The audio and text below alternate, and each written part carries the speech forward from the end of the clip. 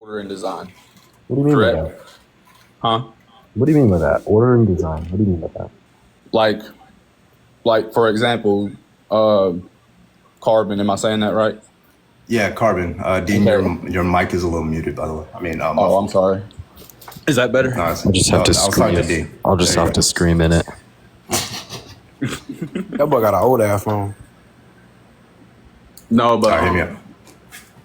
so earlier you were talking about how you believe the sun came together, and I was saying, he was asking me where the earth came from. I said, first, the sun exists. First of all, this would be another argument against Christianity. And I'll say that in a second. But I think the sun came and then started revolving around it, smashing together earth. Right. Right. Now Right. the Christianity says that actually earth came first and then the sun, which is false. So, Well, no. It doesn't say that the sun came after. It says that God created first. He said, "Let there be light." If he says, "Let there be light," would that not imply? That's the first thing that he said. If that Hold on, give me a second. doesn't imply that there is a sun or something like a star or a different universe. in a second, I think it was verse 6. Give me a second. What verse are you reading? I think it was day 4. You mean in Genesis? Yeah, give me a second.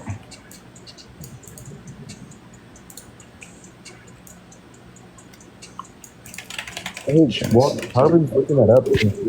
Hold on. You look it up. You're muffled still, Dean. Damn it. While Carbon's looking that up, feel free to continue your order and design argument. Hey, Joseph. Well, I'm just saying, with the sun coming into existence, and then the earth revolving around it, and everything smashing together, forming the earth, forming it into a spherical shape, is that not logical to be order and design in that alone? So you're saying it seems pretty chaotic. Are you saying this was designed to sustain our lives? Well, yes. I mean, Earth is the only planet that can sustain us or life in general. So Correct. there's two things here. Well, three. So first point, you're just wrong. Second point, if you accept some theory of evolution, it's not that the Earth was designed for us. It was more so we were designed for the Earth, given a theory of evolution. But more so, I think that I think that those 2 points pretty much address your argument so far. Okay. So my point is that everything has order and design. If it didn't have order and design, we wouldn't be here. There's no way Damn. that we are suitable and fit to be on any other planet, anywhere else, in our universe and any other universe. Correct? We don't know about that. We don't know if there's agree. other planets and anywhere else in the universe. Well, I would say in our solar system, yeah, sure. The universe. let's just say in our can't solar possibly know system that. where we can Yeah, study. just in our solar system, but we have hundreds of billions of trillions of solar systems. So Yes, correct. I Correct. mean, you're kind of throwing I'll out the say part that. there about the theory of evolution. Darwinian, Yeah. Darwinian evolution tells us that we kind of evolved to suit and or fit the climate of the Earth. And I mean, this seems to follow. Even if you reject macroevolution, you still accept microevolution. At least I'd presume. And we could see this adaptation to the environment through things that you'd accept. Like for instance, wisdom teeth. As you might be familiar with, less people are starting to be born with them. They're getting shifted back further into the jaw. Our jaws are smaller, etc. And this is because in the last 100,000 years, we've started to cook our food instead of eating it raw. So it's our biology is adapting to the environment in which we live in. So I think it would follow under some naturalistic hypotheses of the universe that we should expect an adaptation to the environment that may not fit other environments given Darwinian evolution. Okay. Well, let's hop off of that real quick then, because it's not. No offense to y'all, and I'm not trying to say anything wrong here, but it's not moving anywhere. It's not moving You just forward. want to get to the Christianity part, yeah. So what about the Christian guy? So can we all agree that Jesus existed and Jesus Yes. was a real person. Yep. Can we all agree that the sources that were around Jesus were reliable and credible sources? Why Which not? ones? Which ones? Just the fact that the Bible is a reliable, credible historical book. I don't think that's true. That is true. Why would we? No. Why would we agree with that and be atheists to the Christian world? Like the reason why I believe that Jesus like existed is because there's like a whole bunch of extra biblical, at least like strong enough, sufficient extra biblical like sources of his existence, right? Yeah, like so there's two things that are most likely. Like we know that he was probably like we know that he existed. He had a ministry. We know that he was crucified by Pontius Right. Pilate. Those are two things that I can absolutely be like, yeah, that probably happened. Yeah. Okay, so I'm just gonna say, but the Bible has been on multiple occasions been proven to be a Wrong historical, and right. reliable, credible. So, Wrong, what do wrong you and mean? right. What kind of What do you claims mean in the by Bible have been wrong? proven? Okay, I'll give you wrong in the sense of there is a lot of stories, as in like fables and things that were told by Jesus. Can I ask you for like claims from the Bible that have been proven? Can you just give me a couple? Well, I mean, obviously the biggest one is that Jesus existed, walked the earth, and had all the disciples existed, walked the earth, did Yeah, the but things this that doesn't, they like, did. prove Jesus claims did the of things that he divinity. did, and it's the same thing to say. Wait, can you There give us proof for like Jesus walking on water, or like making like blind people see, or like making? Well, I making can't prove walk, that. or- That's based off of faith. That's like saying, can you prove to me that when you eat pizza, it tastes like pizza? Ooh. You're asking me to prove to you that when I eat pizza, it tastes like pizza? Yes, because it's all based upon faith. You can't. I don't- Cannot, So like when I ask you like when I ask you you know whether you would believe something, you'd be more inclined to believe it based on your priors and based off whether that thing is like consistent with like certain priors. So for example, Joseph, Exactly. But if I tell you that there's like a dog in my room right now, how likely are you to believe that? I'm pretty likely because I'm taking faith in you and believing you. But it's because you have priors of a lot of people having dogs. Now I move it and I say, well, like, what if I tell you there's a tiger in my room? How inclined are you to believe that? Highly unlikely, but it's possible. It's a possibility. It's logically possible. It's physically possible, but it's highly Right. unlikely because not a lot of people have like tigers, right? That's And probably be a therefore, big part of my TikTok, like stuff like that. All right, now let's say I have a unicorn. How likely are you to believe in that? Very unlikely because Because there's no priors of you having ever seen a unicorn. So like I would like I think this is like intuitive for a lot of people. So for claims like Jesus existing, I don't need too much evidence to like prove that. I'm just like, okay, I kind of believe it. I'm gonna put it into my Can we go belief back? space. But like the walking we on water backpedal a stuff, little I've never bit for a seen second? anybody walk on water unless it was a magic trick. Right. Well, can we backpedal for a second though? Sure, go ahead. So let's go back to the statement of you saying there was that you have a tiger in your room or Yeah. whatnot, right? Mm-hmm. Now I'm gonna ask you and Dean a question. Would Yeah. you two ever be willing to die for a lie that you have told? It could be something false, and I would die for it. Like, but I thought it was true. But if I knew it was a lie, then no. So if you knew it was a lie, you would not die for it. If I knew it was a lie, no. So why would 14 plus people die for a quote unquote lie? But no, wait, I'm sorry. A lie would be them intentionally giving false. If they thought it was the truth, but it was false, that would explain why they died for it. Yes. Exactly, which is Like Jim Jones, like the one who drank Kool-Aid, like all those people was, they all died for it, right? 9/11, they died for what they believed in. Were those beliefs false? No, I'm not saying for Hey, Prophet Muhammad's family, including his son and his son's wife and their kids, all died martyrs, defending that their grandfather was a prophet of God under Islam. There's like martyrs of like all religions. Neo-Nazis when they shoot up Hey, schools. who was Jim Jones? Was it that guy who like? I just know that he had a cult and a bunch of people drank poisonous Kool-Aid. What was- I just call him Jim Jones, the one who drank Kool-Aid. All right. Was it the Heaven Gate one? I don't know. I don't know Yes, anything Jim other Jones than was that. Heaven's Okay, Gates. okay. I actually read about that a little bit. Heaven's Gate is open. Yeah, Nazis, like they have like they release their like manifestos before they like commit like acts of like domestic terrorism in our country. Yeah, they're willing to die Right. for that. Does that make their beliefs What true? I'm saying, what I'm saying is, people believing a certain thing is completely different than, let's say, like I have a complete belief in Christianity. Okay, Yeah. that's completely different in me knowing that Christianity is a lie and leading people into a lie and dying for that lie. Does that make sense? Well, If you go ahead. Sorry, Carbon. Oh That's no, the complete. Ruby, thank you for the 2 gifted subs. That's- Thank you so much. Go ahead, Dean. Here's I'm what sorry. we're saying, Joseph. So you raise a point, and there's like 2 responses to this. So I think the idea that like the people that were following Jesus like died martyrs would give us some reason to believe that they believed Jesus was the Messiah. Okay. Now there's like a couple ways to go about this. So the first response is well they were deceived into believing that he was the Messiah, and there seems to be like some consistent hypotheses for this and like reasoning of this as well. Like maybe to do with his resurrection, which of course is going to be the pivotal point of Christianity. Like we could see like Emperor Nero of Rome. Well, When also, he died, there was like imposters of his that walked around saying that they were Emperor Nero but resurrected. And one of these imposters was able to convince so many of Emperor Nero's soldiers that he was Emperor Nero resurrected that he started a literal army, which is funny.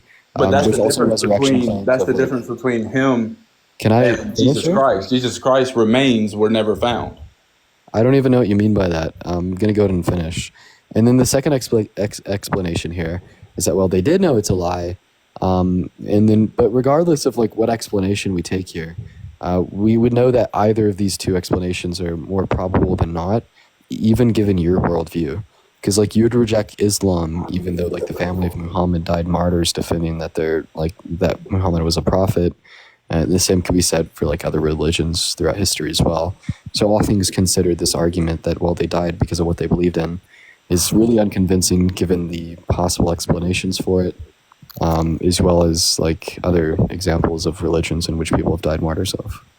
Well, that's another difference right there. Is Jesus, the people who died for, let's take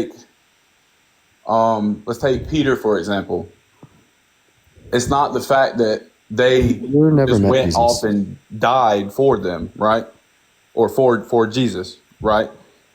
Peter was prosecuted and tortured along with Luke and John and a lot of the other disciples, prosecuted and tortured for something they believed in. I don't know about you, but if you were being tortured, Did right, you hear my and you were response to being this? prosecuted, huh? Did you hear my response to this? Yeah, I did. I'm trying to give you a rebuttal. No, because you're just saying they got tortured, so how could I possibly say that they were lying? I gave this to you in my original critique of your argument. 2 explanations. The first explanation, well, they didn't think that Jesus wasn't the Son of God. In fact, they did think he was the Son of God. Yes, They were Dean. conned into this. Dean, And can I granted, finish, please? what do you have to say? I'm sorry. I'm sorry to cut you off, but I would like to finish before you cut me off, please. I mean, sure. Go ahead. Okay. If he says exactly what we predicted he would say, I'm gonna get pissed. Go ahead. What? No. Okay. Just go ahead. Go Hey, ahead. guys, by the way, they're saying that Jim Jones was People's Temple, by the way. Nice. So go ahead, Joseph. Go ahead. Okay. So let me backtrack so I can remember what I was going to say. Okay. So Luke, Peter, John, etc., were prosecuted and tortured for things that they have seen, for things that they have eyewitness seen Jesus do, like raise people from the dead, right? Walk on water, heal the blind, make the lame walk, correct? No. Those are things that they claim that they seen him did, correct? We actually don't even know that. How do we even know that the Gospels were written by Matthew, Mark, Luke, and John? I'm saying A lot of these were written decades after Jesus died. Yeah, dude. I mean, so like, once again, I in fact already responded to this. no, you're not letting me finish. You have more to say. Wow, go for it. Yes. If these gospels, the disciples, the people who have seen Jesus do these things, Corbin, this is a question for you, okay? If you had walked and you had, let's say me and you are walking or we're on a boat and you see me walk on water, correct? Let's just say you see me walk on water. Go ahead. All right. 10 years down the line, you are so set on telling the world you see me walk on water, but nobody believes you, right? Mm-hmm. Reasonable. Nobody believes you. Reasonable. Right. Would you be willing to die for that fact? Well, I wouldn't be willing to die. Well, you're asking me. I don't know. Like, if you're asking somebody from 2,000 years ago, you're going to get a different answer. But you're asking me. I wouldn't be willing to die for thinking that you actually, like, magically walked on water. I'd be willing to die for, like, I probably wouldn't die for anything. But if you're, like, I would strongly, strongly believe that you, like, convinced me that you were, like, walking on water. Maybe use some sort of magic trick. Chris Angel, David Blaine, they've all done that, right? Well, so I'm saying like if there was no possible, like you can I rebuttal this now? Run down. If you did a full rundown, but I wouldn't die for any of that shit. It's not actually worth anything. Okay. What I'm saying is, would you be more likely to die for it if it was a truth versus a lie? If you knew for a fact it was a lie, would you be willing to die for that? But okay, so this is a loaded question because they didn't know that it was false. They thought that it was true, Joseph. But that's what I'm saying. So if somebody, Joseph, I'm sorry, being willing to if somebody die. thinks they saw something, they were mistaken. Joseph, if somebody thinks that they saw something, right, but they were mistaken, right, would that explain why they died for that thing? I'm sorry, what was that? You cut out halfway through that for me.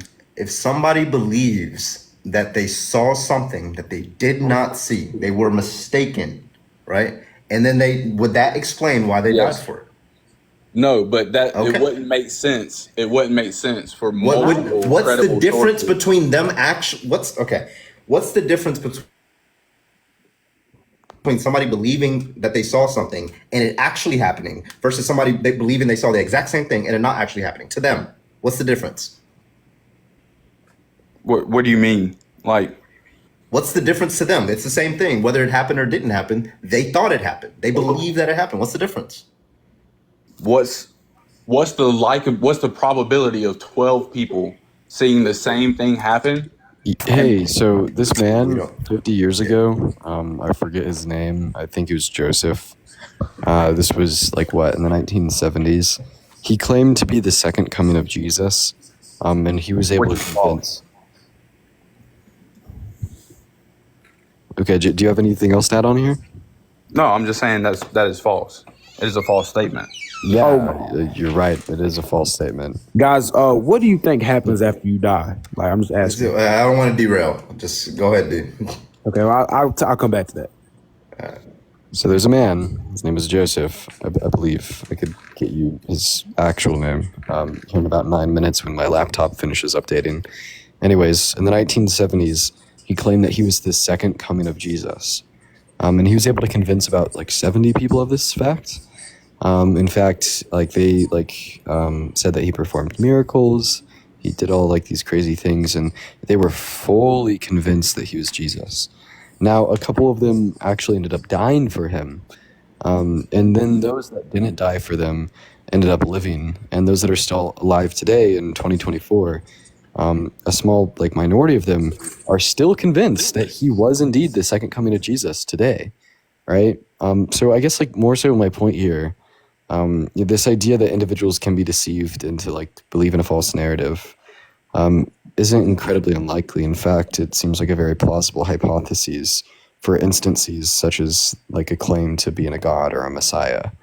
And you have to find this to be true given your own worldview. Because in the same way you're positing the idea that, well, Jesus is the Son of God because he had 12 followers that died for him. Well, I mean, how would you explain the people that died for Muhammad under Islam, like his direct family members that were martyred?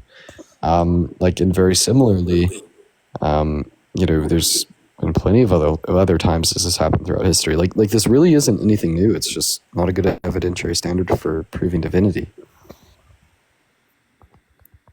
I'm just saying there's also credible historical fact Like that what? is put to it. Like what? Like a lot of it. For Like what? example, there is no proven fact of about Allah. There's proven fact that Muhammad, who was a prophet, and also in the Muslim culture or the Islamic culture or religion, they also believe that Jesus was who he was, did the things that he did, No, they don't. that they said he did, but they claim that he was a prophet. But he wasn't a prophet, he's the son of God. Nice. So you're actually not continuing literally anything I said here, man.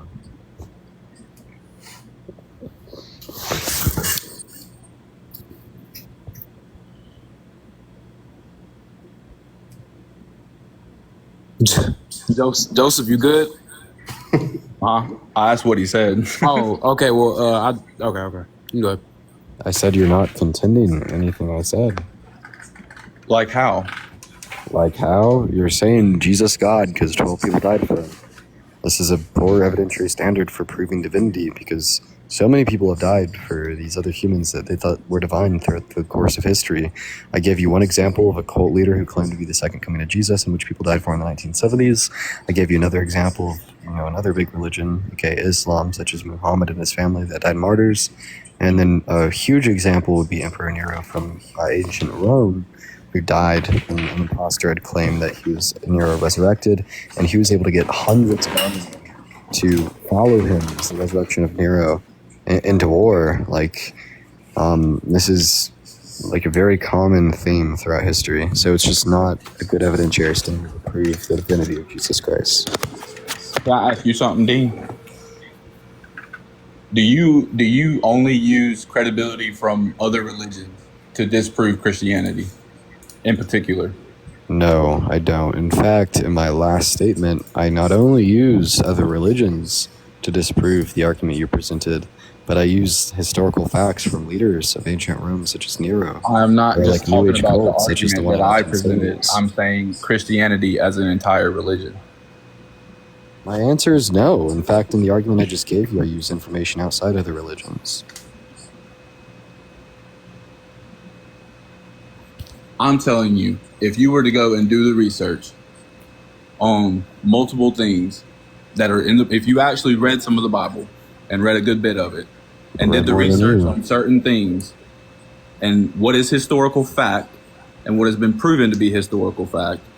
So none of these are extra biblical, like historical facts that, like, you're citing the Bible, like you're citing these things. These are not extra biblically confirmed. Yeah, I feel like Joseph doesn't really know what he's talking about here. Let's do a quick literacy test because you're telling me that I need to read more.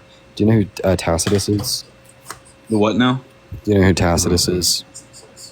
Enlighten me. Okay, you don't. Do you know who Josephus is? Yes, I have heard. And who is he? I've heard of him. I don't. Okay, no worries. So, what are the first 4 books of the New Testament? Matthew, Mark, Luke, and John. Damn. Okay, good. What about the Old Testament? The what now? What about the Old Testament? Genesis, Exodus, Leviticus, and Numbers. Okay. Deuteronomy. So you seemingly know your shit. So continue here. You're saying that I need to read more about the historical fact, and you're saying that this will lead me to the revelation that Jesus is God. So particular historical fact outside of the context of the Bible in of itself proves that Jesus is God. This seems to be what Carbon was kind of getting at by asking me for sources outside of the Bible. Well, okay. First of all, let me say this. I'm not telling you that you need to do anything. I can't force you to do anything. I can't make you do anything. This is all in your free will, okay?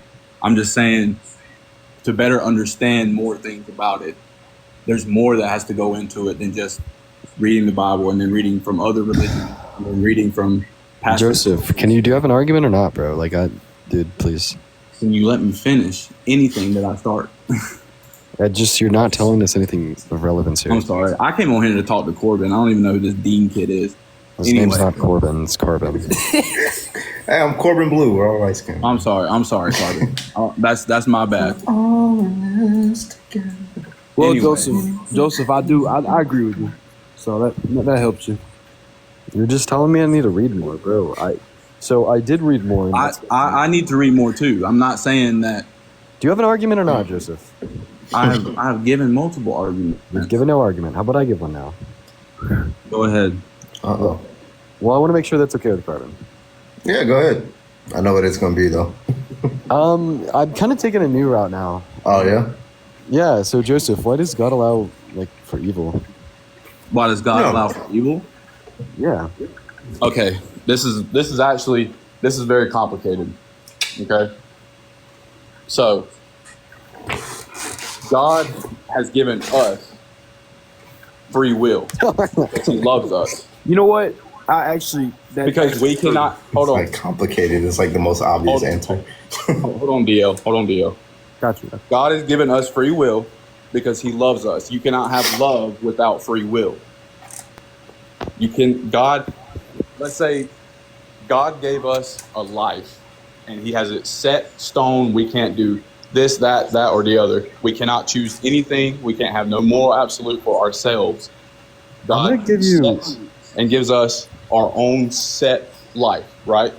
I'm gonna give you the easiest. And God is a loving God. So can Jesus sin? Can Jesus sin? No. He could have, but He didn't. We'll say that. So wait, Well, you're saying he can, but he can't? What? I'm So sorry. you're I made a mistake. I'm sorry. Okay. I made a mistake. I'm sorry. He could have, but He did not. okay? So Jesus was the only person to live a perfect life. He did that because He knew that He's the Son of God. He had So let's just in His life to reduce take this on real the quick. sin of us, to die for the sins that we commit. Okay, so here's my So that argument. we can be forgiven and have a better eternity. So here's what I'm saying. So you said that we have the ability to do evil things because if we didn't have evil things, we couldn't experience real love. Without evil, there is no good. Without good, there is no evil. So was there ever a point in which God existed alone? Yes, before Is time. there any evil then? You said what? Was there any evil then? No. But was there good? It's God. God. All right. I see where you're going with this. So good can exist without evil. But anyways, my overwhelming point here is I asked you why God allows evil, and you said we have free will, and without this, we can experience real love for God. I think the easiest response to this is, well, God the Son loves God the Father, and God the Father loves God the Son. Yet neither God the Father nor God the Son can do evil things. So this ability to do evil is not necessary to genuinely love God. What? What was that?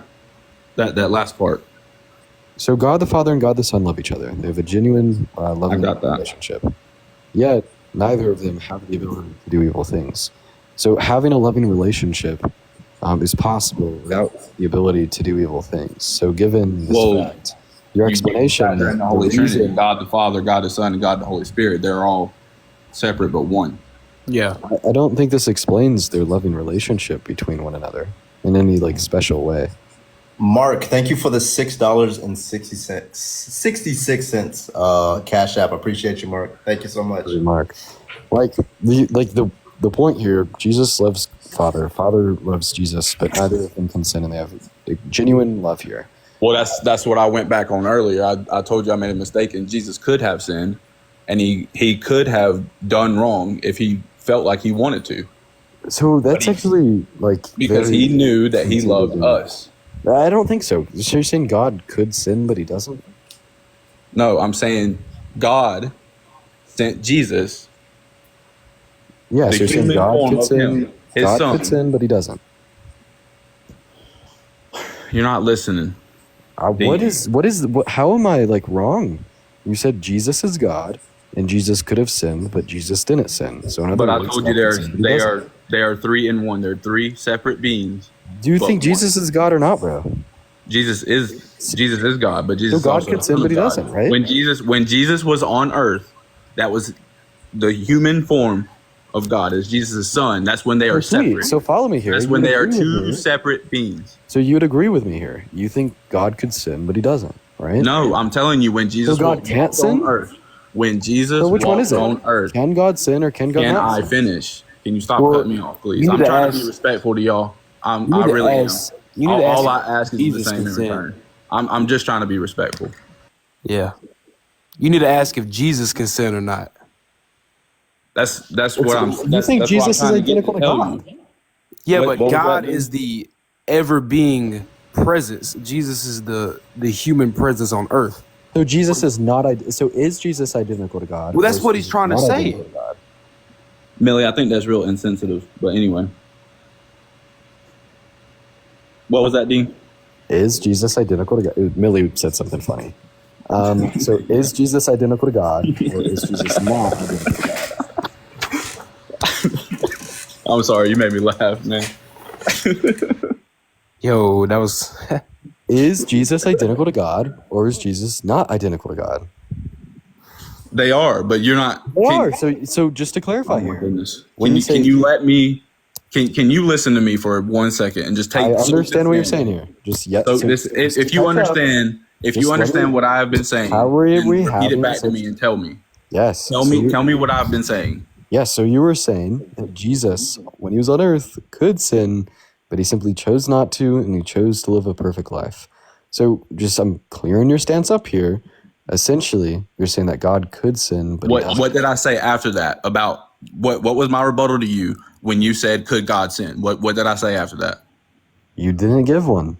Yes, I did. You was not listening because you were too busy Definitely wanting to talk didn't back give one. over me and not give me a chance. So okay, I'll this didn't happen, and I'll try to be a good guy here to move the conversation along. What was Okay. your rebuttal? So I said when Jesus was on earth, walking on earth, him and God were separate beings. My bad. They were separate beings. Okay. That would allow Jesus to have his own free will to sin if he wanted to, but Do he you think did God the not. Father has free will? What? Do you think that God the Father has free will? God And the you also Father is the just to put it, creator. just put it God the out there. Father is the That's creator. complete hearsay. He's Heresy. the omniscient being. Just pause real quick. What the fuck is up, Danny? How you doing? All right, go continue. Yeah, I mean that's just complete heresy, but I'm willing to just kind of swipe that one under the rug. How? How? Yeah, you're saying that something is true of Jesus while not being true of the Father in this godly sense. So you're saying that like while God was on earth, God could sin, but then also God couldn't sin, and this was like true simultaneously of God. Like maybe like you're talking about some like modalist view here, like they're all like 1/3 of God, and like something is like I don't know. I can't explain your view, man. Maybe you could re-explain it to me. You mean re-explain the Holy Trinity to you, or the part No, of? no, I don't even want to talk about the Trinity with you. So once again, so you think that while But that's what we've been talking about is the Holy Trinity: God the Father, God the Son, God the Holy Spirit. How they're three separate beings but one. I don't want to debate you on the Trinity, man. I just want to save my brain cells. I think my main point here is let's just talk about God the Father, because I don't really want to put up with your heresy. When we're talking about God the Father, do you think that he has free will? The Father, God the Father, he's the creator. Yes, he has his own free will. He's the Okay. creator. He's the one that created everything. Okay, so Well, I when can we're quickly explain why what he said was heresy, because he said that when Jesus became human, he became separated from God. But there's the Council of Chalcedon, which is like mainstream council, part of the ecumenical council that all Orthodox Christians typically hold, where Jesus possessed both the divine nature and the human nature. They were united, and it wasn't that Jesus became separated from God. That's why what you Yeah. said was I'm not. heresy. I'm not trying to say that he was completely separate from Christ. I'm saying they were You just two. said he was separate. There's no sense in which They're they're two separated. separate beings. No, They're that is literal heresy per the Council of Chalcedon and the Council of Nicaea, or the Nicene Creed. okay. I'm sorry. All right. Maybe I need to go do some more research on it, and I need to read up more about it. I do need to do more research. I do need to read up more. I'm still growing. I'm still a growing person, and I'm still learning more and more. But It's not a big deal. It's not a big deal. Hey, Danny. Hey, Dean, what's going on? Dude, not too much. Are you in Are you still in Asia? I'm in China, yeah. I'm in some random mall. Oh, what time is it over there? It is 3:21 p.m. here.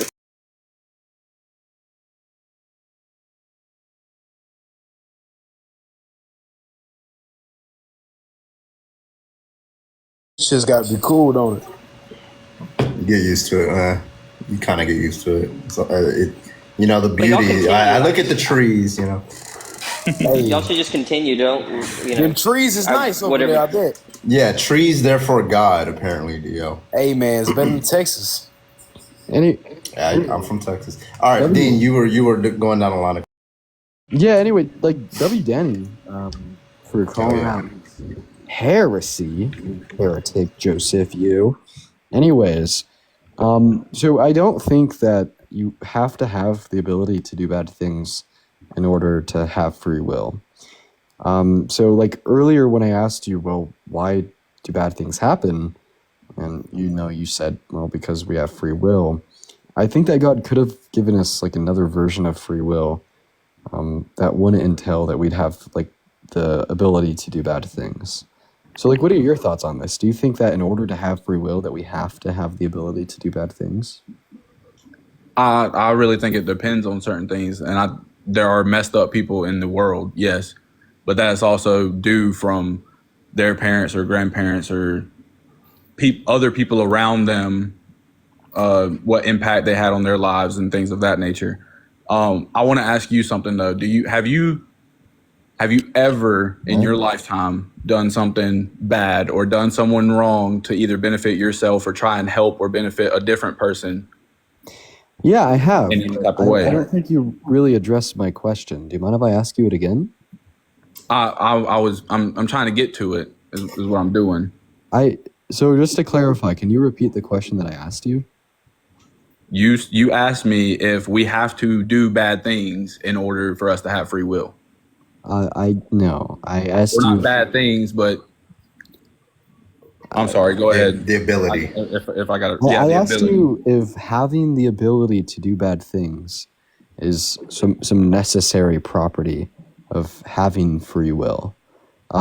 That's all that I'm asking you here, because like as far as like I'm concerned, I think that we could have free will without this ability. And I think like the most intuitive way of explaining this is, well, we have free will, but we don't have the ability to jump to the moon, right? So it seems like free will is limited to the ability to choose within a given context. Hold on, D. We can't hear you. I'm muted. I'm muted. Okay. So just like to quickly recap, you said we have the ability to do bad things because we have free will, but I think God could have given us free will without giving us the ability to do bad things. But then it's not true free will. Okay, so you are saying that the ability to do bad things is necessary in order to have true free will. So Yes. earlier you said that like God the Father has true free will, but you also said that he doesn't have the ability to do bad things. So that's a contradiction. I don't think that yes, God the Father more than likely does have the ability to do bad things, but he will not because he's a loving God. He's a loving Father. So I mean, we could explore the implications of that. So would you say that like goodness is an essential part of like God's nature? You mean just in us believing that he is a loving father and a loving God? Let me That think it's of like essential for him to be good? let me think Is- of like a is that- way to explain this. Maybe there's another way that I could go about explaining this that may be a little You bit. could talk about it as whether it's the good God's goodness is an essential property, or whether it's not, right? So it seems like his position is that God is good by accident, and there are worlds where God is evil. There are worlds in which God is good. We so happen to be in a world where God is good, because for him, goodness is not an essential property of God. Yeah, so like actually that's a really easy way to explain it. So when you say that goodness isn't an essential property of God, well, all that this tells us is that it's like possible for God to do bad things, which you seem to have agreed with. And like in philosophy, there's a couple ways to think about possibility. But in the way I think you're referring to it now, you're basically saying that in some other possible world out there, God is evil. So do you think that God could ever be evil? I think that he could, but I don't think he would. Okay, you think that he could be evil. So yeah, you would say like there's Because a possible he is world the out there. But you see, creator. I don't see how you can disentangle those, because if you're saying God could be evil, that's to say that there's a hypothetical in which he does evil. And if there's a hypothetical in which he does evil, well, in that hypothetical, that's what he would do.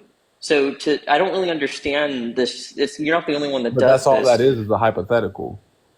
Yeah, well, look, the point is that if hypothetically, right, given your disposition, given the kind of being that you are, you win the lottery and you don't give any money to your family, right? You're a shitty person, even though it's just a hypothetical, right? Like, so if you're saying that the way that God's dispositions are such that he could do it, right? Or that there are scenarios where he'd do evil, hypothetically would do evil, well, that is a testament to the kind of being that God is. One second, I'm distracted. It's okay. Okay, guys, let me know when I can speak. I just didn't want to jump in on you. Yeah, I was about to say, can we let her speak? She's been typing in the comments wanting to talk. Is it Francie? Francie, yes, hi. Yeah, you have the floor. Go ahead, Francie. How you doing? Okay, how are you? I'm doing fantabulous. My first week back. Oh, good. Appreciate you. You seem sweet. Well, I just wanted to share my miracle story. Would this be an okay time then? I don't know if that'll be convincing that the Christian God exists. I don't know if it'll be a good use of Yeah, time. it's okay. If you can condense it to 30 seconds for my Oh, boy. ADHD, that'll All be right. fine. But yeah. Woohoo! Well, let's go. Go ahead. Gotta get ready to party then. All right. So, my aunt on her deathbed at 90 years old was in a coma. My sister called. She was 90. All her organs were failing. I'm trying to go fast. Now I'm thinking. My sister calls me, said, "Get to the hospital right now if you want to go see Auntie Marie." I said, I jumped in my car. I'm driving, and I hear in my head, "Pray for a miracle, pray for a miracle, pray for a miracle." I'm like, what the heck? And so I go a little further, same thing, over and over and over until I get to the hospital. I'm like, what the heck? I guess I need to pray for a miracle. She told me that the priest was arriving at about the same time, and he was going to do last rites. So when I got there, I just happened to see him in the hallway before he went in. And I said, "Hey, are you here to see Auntie Marie Goodman, my Aunt Marie?" And he says, "Yeah, actually I am, to do last rites." And I said, "Okay, well, I have this really funny feeling that we're supposed to pray for a miracle." And he says, "Oh yeah?" And I said, by chance, I said, "Is that okay?" And he says, "Yeah, we could do that." And then I said, "How about, can we anoint his head with oil like it says in the Bible, pray together, anointing the sick with oil for healing?" So he said, "Yeah, we could do that." So we went inside, asked the two sisters, Mary and Rochelle, if we could do that. They said, "Yes, that's fine. Francie, we'll appease you," or whatever. So anyway, we all held hands and we prayed. And the father said, he's a priest. He said, the last thing he said was, "In the name of Jesus, rise and be healed." Everybody had tried to wake her up for about I think it was, I think it was 3 to 5 days, actually, now that I'm thinking about it. I was getting confused for a second. 3 to 5 days. and nothing woke her up. So we prayed over her, and he said, in the name of Jesus, rise and be healed. And she was a very godly woman. She was 90, all her organs failing. Do you know that woman woke up at that very precise moment? Now, I know some people could say, oh, coincidence. No, I don't believe in that kind of coincidence. I got the message. We prayed. It happened right then. It was crazy. And I looked at everybody. The first thing she said was, I want to go home. And my first thought was, were you trying to go to heaven, or are you trying to go home to your house? But anyway, I just looked at everybody and I said, wow, it's a miracle. Well, the doctors came in, they checked her out. A week later, she was able to actually go home. All her organs were absolutely fine. She lived until 93, and I actually shared that story at her funeral, which a lot of people had not heard at that point. So that's, I'd like to say, yeah. I'd like to say something to that. Now, I don't, no offense, I don't believe that was a miracle at all. I'd sooner think there was a misdiagnosis or, other things. But let's just say, let's just sort of ask, when you prayed for that, and the fact that your answer was prayer, do you count that as evidence for God? I think that that's my personal experience, which to me was plenty enough to believe. I was already. Yeah, but I'm asking a very kind of a yes or no question. Do you think that when someone prays for that kind of thing, I do not think that always is the case, because some things can just happen. The timing was impeccable, though. You can't look at rational, common sense things like that and say, oh, it happened at that precise second after people had put her hand in water, sang with her, shook her arms for days, and tried a million different things, and nothing happened. Okay. I guess what I'm trying to get at, let me kind of get to the point. There was a mistake asking. Look, the point is that people pray. Sometimes their prayers are answered insofar as that what they're praying for happens. And then in most cases, people pray and nothing, especially in the case of terminal illness, nothing happens. And so I don't get people that say that if you pray for healing, if they're healed, that's evidence for God. And at the same time, they're saying that when they're not healed, well, that doesn't count as evidence for God. Evidence against God when they're not healed. So that's kind of my issue with a lot of these cases, is that billions of people have prayed for healing or some kind of this kind of circumstance, and there have been these prayers haven't been answered, but we don't look at that and say that's evidence against God. We only look at the cases where after the fact that after prayer that there you get what you ask for, and that's evidence for God. That's how I see it. Yeah, I understand. Sometimes I think the answer is no. I think sometimes it's God's. What is His will? I may pray for something. I may be with a guy that beats me up, let's say. Of course I'm not. But let's say I do that. And I pray, oh gosh, where was I going with that? Oh my God. Let me think. Oh, I had a thought there. Okay, so I might be with somebody that beats me up, and then I pray that he stops, but he doesn't, right? Now, is that because God didn't answer my prayer, or is that because I made a stupid decision to stay with that idiot, right? I mean, it's just, I understand though, because I've prayed for things too, and they don't happen, and I get mad a little bit at God. Let me ask you this. Later. All right, Danny, take it easy. I think I think I've always found it odd, right? How when people pray for, especially when it comes to like medical things, the miracles only seem to happen with things that can happen themselves naturally.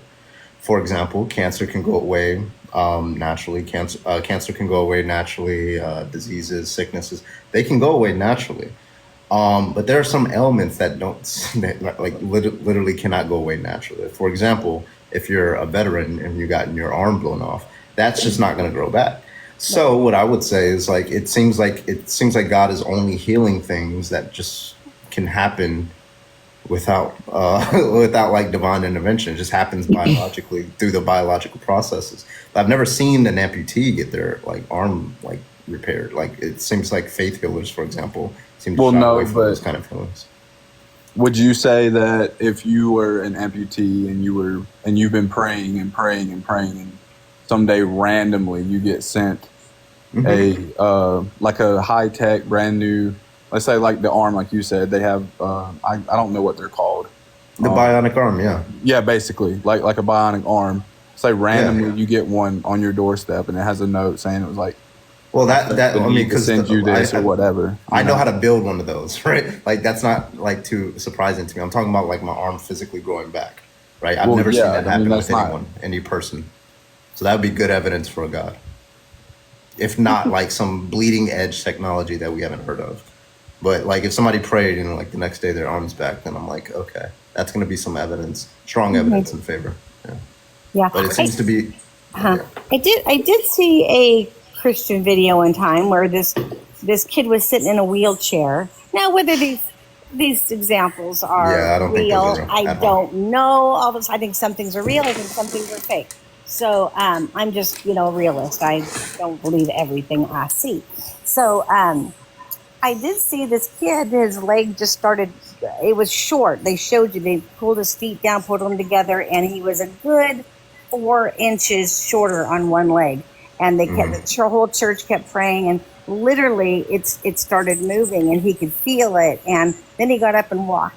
Now, whether that was it looked genuine, but like I said, who knows? Yeah. But I will tell you, I had my own personal body fix prayer work, and I told God one day, because He knows I'm a character, so I told Him, I said, God, I ain't getting out of bed until you fix my back. I have had back pain for 20 years, and no chiropractor could even adjust my lower back. They said it was like hooked over on the other piece, and it wouldn't just snap back in place when you adjust it. So I never could get adjusted. It made me mad. I was going to say it pissed me off. So, but anyway, I was laying in bed, and I said that to God. When I said, God, that's it. I've had it. I'm not living like this anymore. I was a gymnast when I was younger, and I kind of a daredevil and stuff. So I did a lot of sports and stuff, but did a lot of injuries. So I said, okay, that's it. You got to heal me. And I said, I'm not getting out of bed. I was in bed praying literally 4 hours. And then, oh my God, I just got this idea in my head. And I brought my leg over like a chiropractor would do. And then they do that little push thing. But I did it a little different than they had ever done it. And oh my God, I heard this crazy ass noise. I can't even just try to explain the noise. But I heard this big noise. And I was like, oh my goodness. And then I stood up and no pain. I had constant pain. I still did things. I still just struggled through it, but because I wanted to, but it did. I was just like, oh my God, no pain. It was crazy. It was crazy. So that was a blessing. And I believe that was from God, because that's who I was talking to. So, and it never happened before. And I tried 20. Here's the harder, Francie, yes. I got you, but here's the harder question for you. Okay. There are children who are born into this world with immense pain, and that's all they will ever know until they're like 6 or 7 and then they die. Right? Why doesn't He take their pain away, no matter how many people pray? That's an excellent question. And unfortunately, I don't have an answer to that. I find that very sad. I had a nephew that drowned, and I said, God, why didn't you save him? He drowned in the bath. But on symmetry grounds, if God is good for doing that to you, is He not good for allowing that to happen to the child? Well, I just think we don't know everything. And I think it's unfortunate that there is so much pain in the world. But the reason there's so much pain in this world, I feel, is because, when Adam and Eve ate the fruit and they weren't supposed to, and God warned them ahead of time, they didn't listen. They went and did their own thing. They rebelled. That brought sin on the world. And but the problem with that is the Bible does reference that a couple of times. Because we're in a fallen world. We're not in the planned world. But the thing is, some of these children have genetic conditions, and God is the designer of the our genetic code, apparently, right? So He's the one that physically put that inside that child. But here's like the worst part. Like probably I would argue even worse than that. Like he's not doing. If you're saying like it's for a fallen purpose, like we're in a fallen world, he's doing that not because he has some plan for this child. He's doing that to punish the child for what somebody else did. Do you think that's justice? I don't know that God is doing any of that. I think shit just happens to people, and I think. Would that have happened if Adam and Eve had paid attention? I'm sorry, obeyed. I say paid attention. If Adam and Eve obeyed, had obeyed, would that child have that genetic condition? I don't think we'd be where we are. We'd still be in the Garden of Eden. It would be a different world. I believe. So that's a no. The child would not have that genetic condition. No, because when Adam and Eve ate from the apple, that allowed sin to be entered into the world. God allowed sin to do that, but like the baby never sinned. We agree. It's like a 4-year-old baby. Baby never sinned. No. So the baby has to suffer for not what he did. The baby has to suffer for probably not even what their parents did. The baby has to suffer for what somebody many, many, many generations had to do. My question is that justice? Do we punish babies for the crimes of their parents? I don't think. No, but that's not God doing that. That's, I mean, in the Bible, so who put that genetic? Who put that genetic condition there? Satan. Satan's a prince and power of the air. So Satan is the one altering our genetic code, not Satan God. came to. Satan is the prince of earth. He's the prince and power of the air. Right. He came to destroy, kill, steal. Hell, my best friend was demon possessed. I've seen more than anyone would ever want to see in this world. It was. I had traumatic stress. If you're a father, can I respond to Ava real quick in the comment? Just real quick, yeah. But if you're a mother and your father, and you see Ava said.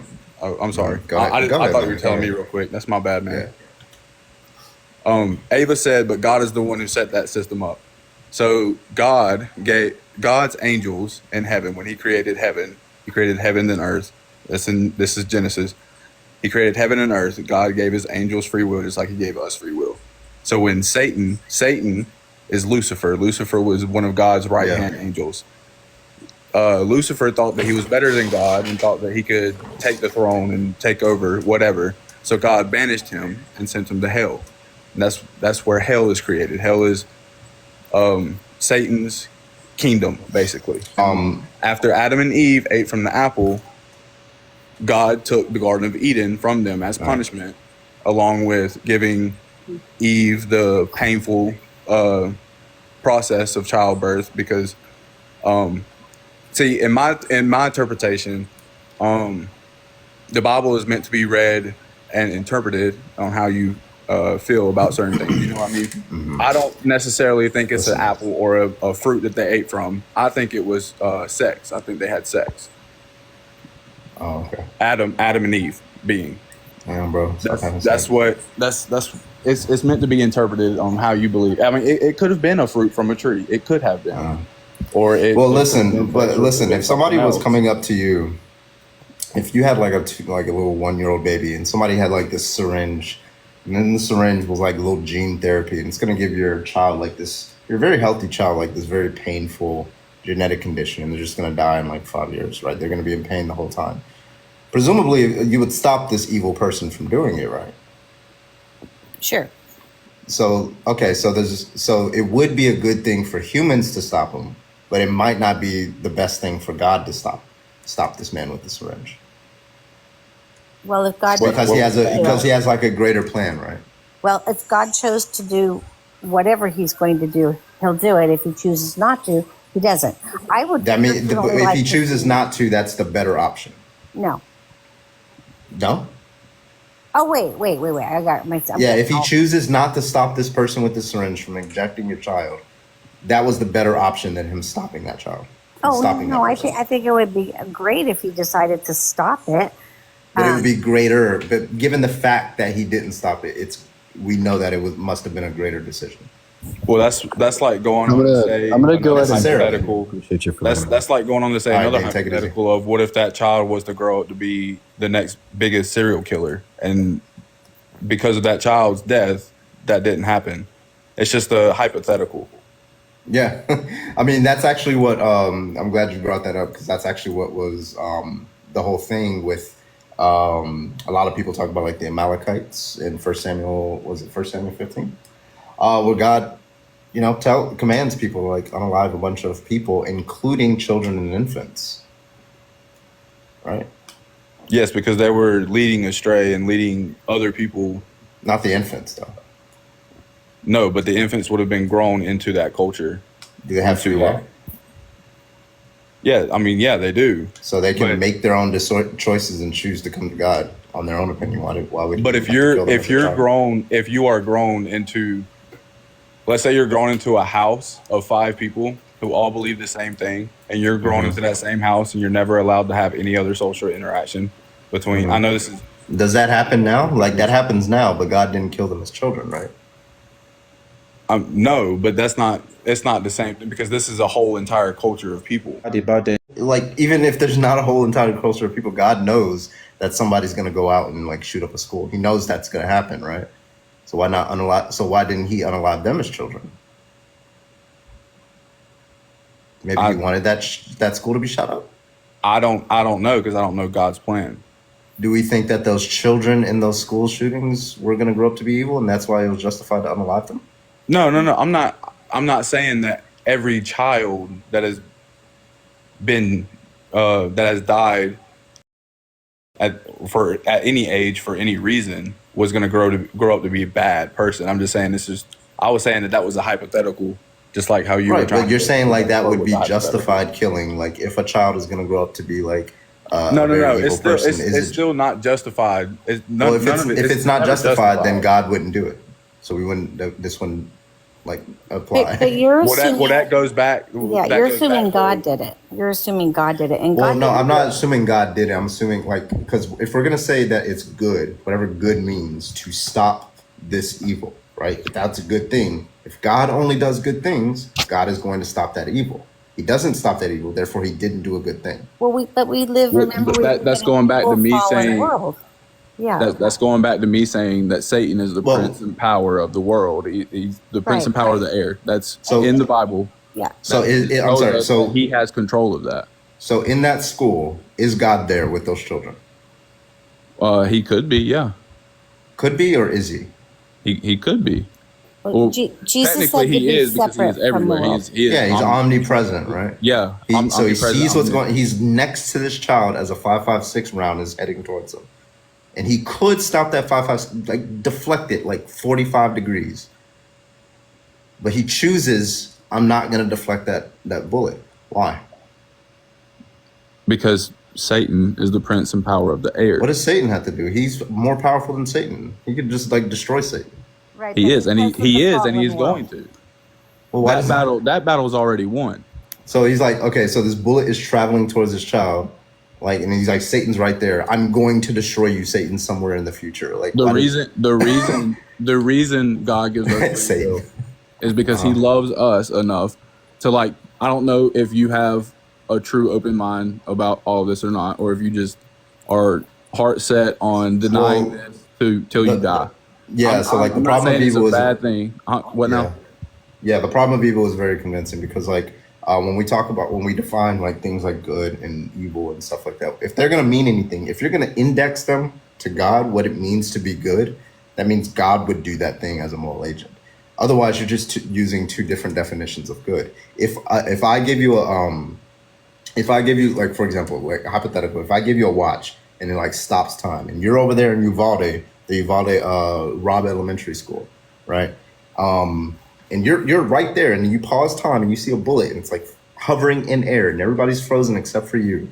Of course, I would stop it. You would. Everybody here, I hope everybody here would like deflect it up.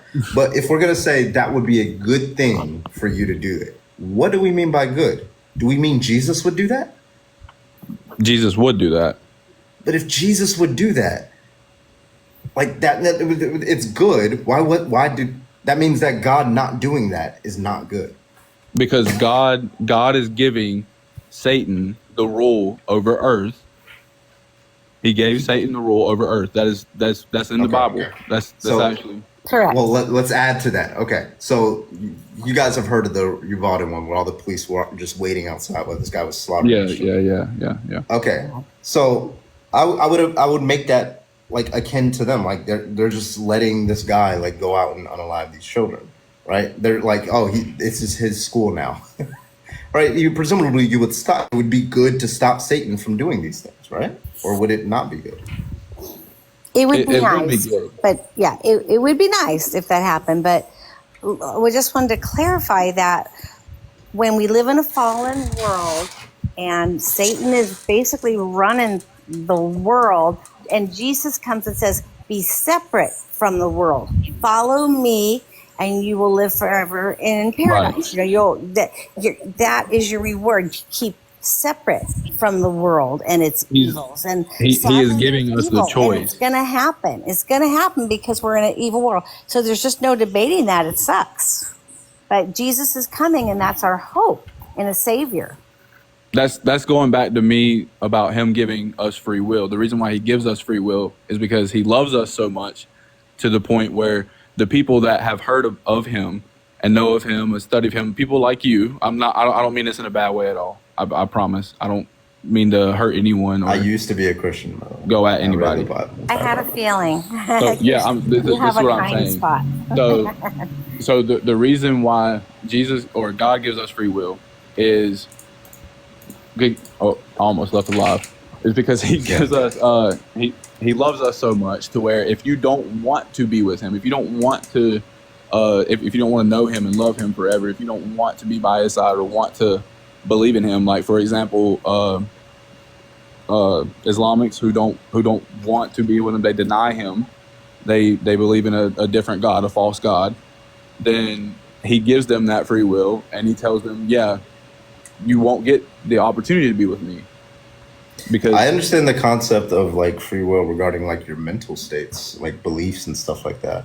However, free will is incoherent when it comes to stuff like the school shooting, right? And like, well that's what I'm saying. That's what we've been these saying. predators like raping children, like that doesn't make sense. Like you can preserve somebody's free will, Right, and deflect the bullet. Like so for example, the school shooter, like he already fired the weapon, right? He's made his decision. So just deflect the bullet. He keeps his free will. He's made his decision. Judge him for it after. The children don't have to die in order for your free will to be preserved. Right. You are absolutely right. Yeah. But that's what we've been trying to get to you for the past 10, 15 minutes now, is that Satan is the prince and power of the air. He's the ruler of the earth. Satan allows these things to go on. These are works But of God Satan, allows the devil. Satan to do it. Right, because God is this is our punishment, right? This is So- the punishment. What did these children do to deserve this punishment? What did you do to deserve this punishment? What did I do? I'm an adult. I'm like a fully grown rational agent, right? Like if I did wrong, strike me That's down. what I'm saying. whatever. I'm What not about the trying to call children? you a child. I'm just. Yeah, I'm saying, but like these children, these were like they were like Robert Elementary. They were like 8 or 9 years old, right? They didn't do anything wrong. They didn't No, like. Why do they didn't get do- the punishment? They didn't do of- anything wrong. You're absolutely right. But unfortunately, because of the fallen world and because of the devil and because of the original sin, God is the arbiter of all of that. Like you're saying, because of the, like I feel like when you say because of the fallen world, okay. right?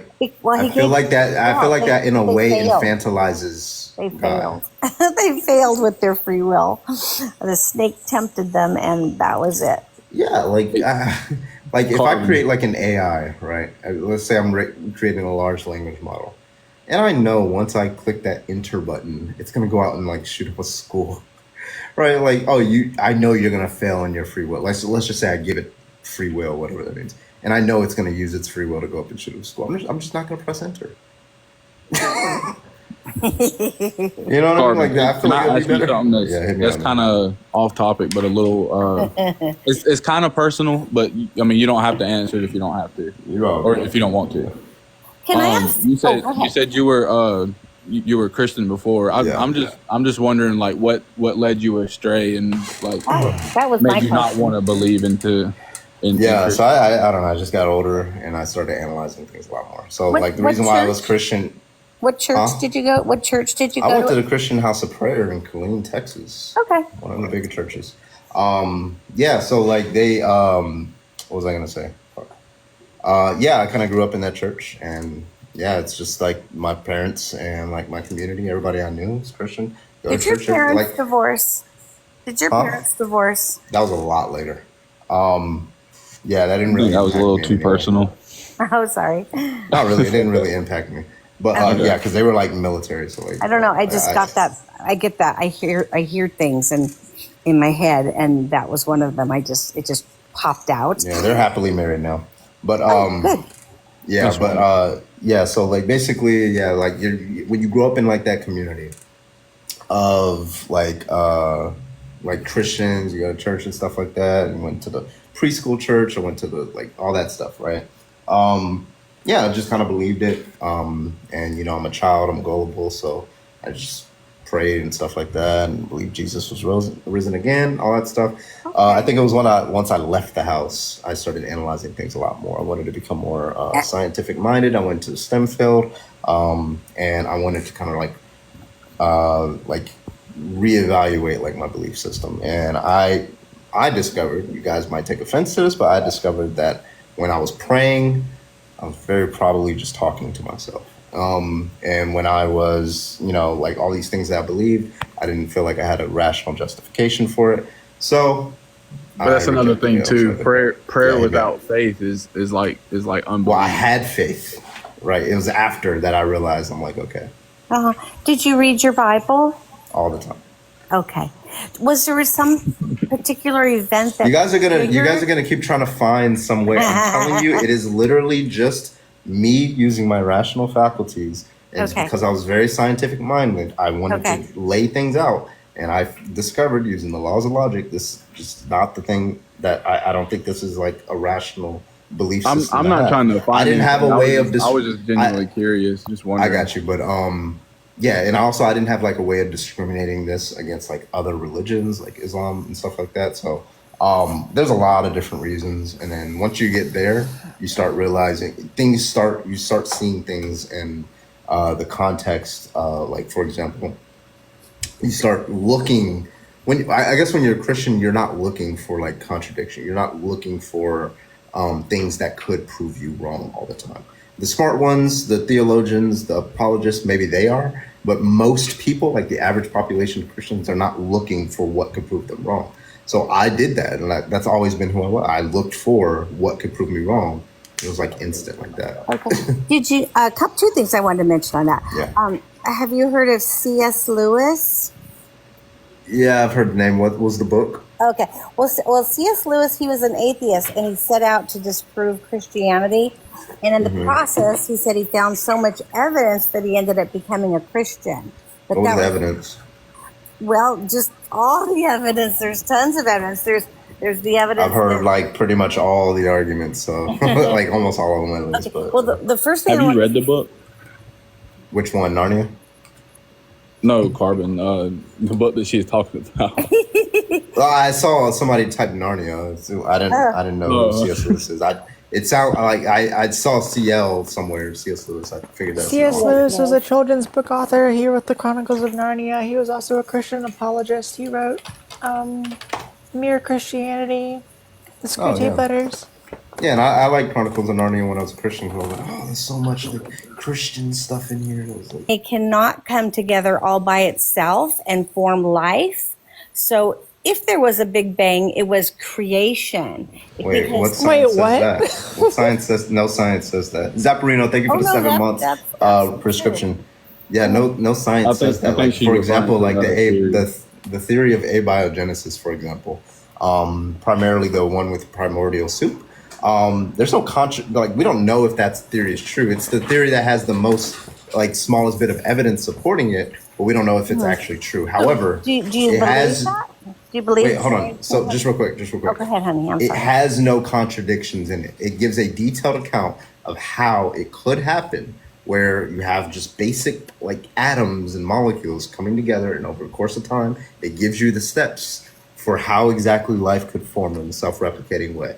But And all like by how it could itself. evolve. Like that's all by itself. Just all you got to be is near some hydrothermal vents, and you need to have 10 to the 30 molecules, which that ocean has, right? So boom, there you go. That's how life could form. We don't know if that's how it formed, but there's no contradiction there. So to say that it can't happen by itself, that's just going to be I false. think what she was trying to say is like, for like she was reading about the theory where people were saying that God is the one that allowed for that to happen. Does that make sense? Yeah, but it doesn't need God. Like, it happens via perfectly like logical, like chemistry. Like, it's all they use this chemistry. Now, you can just say God created That goes chemistry, back but to that like doesn't what I really was saying explain when I much. first got on. It's like Okay, order and design. but how can everything come together perfectly? You have the perfect amount of It's not air to breathe. perfect. But Genetic things didn't come conditions. together perfectly.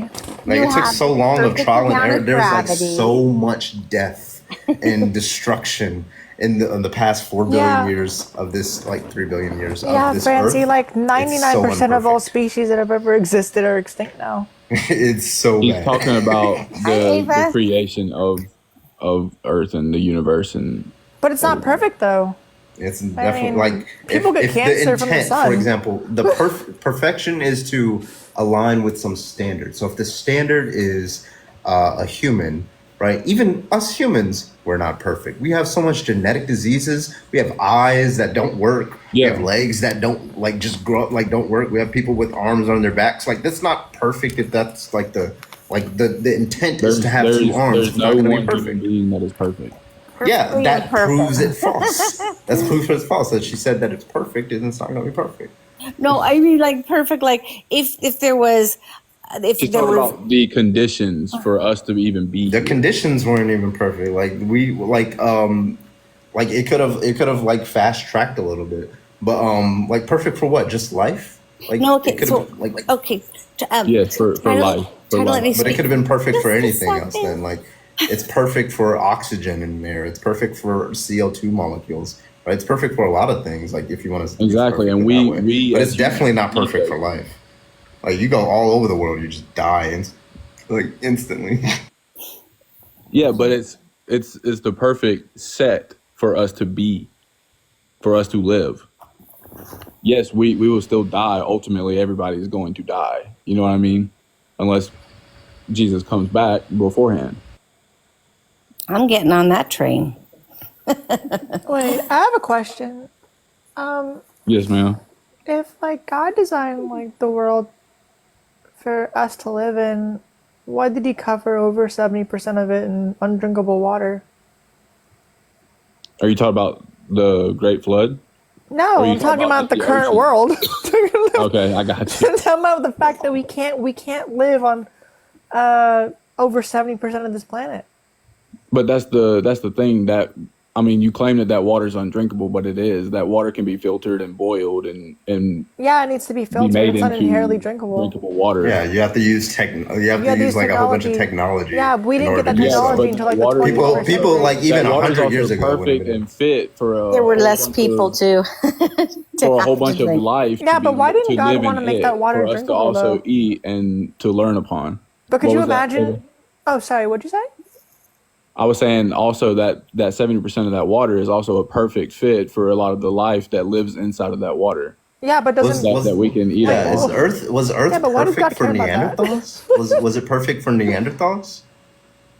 They were very intelligent. Like, they just died off. Homo erectus, they were intelligent. They just died off. It wasn't too perfect for them. Mm-hmm.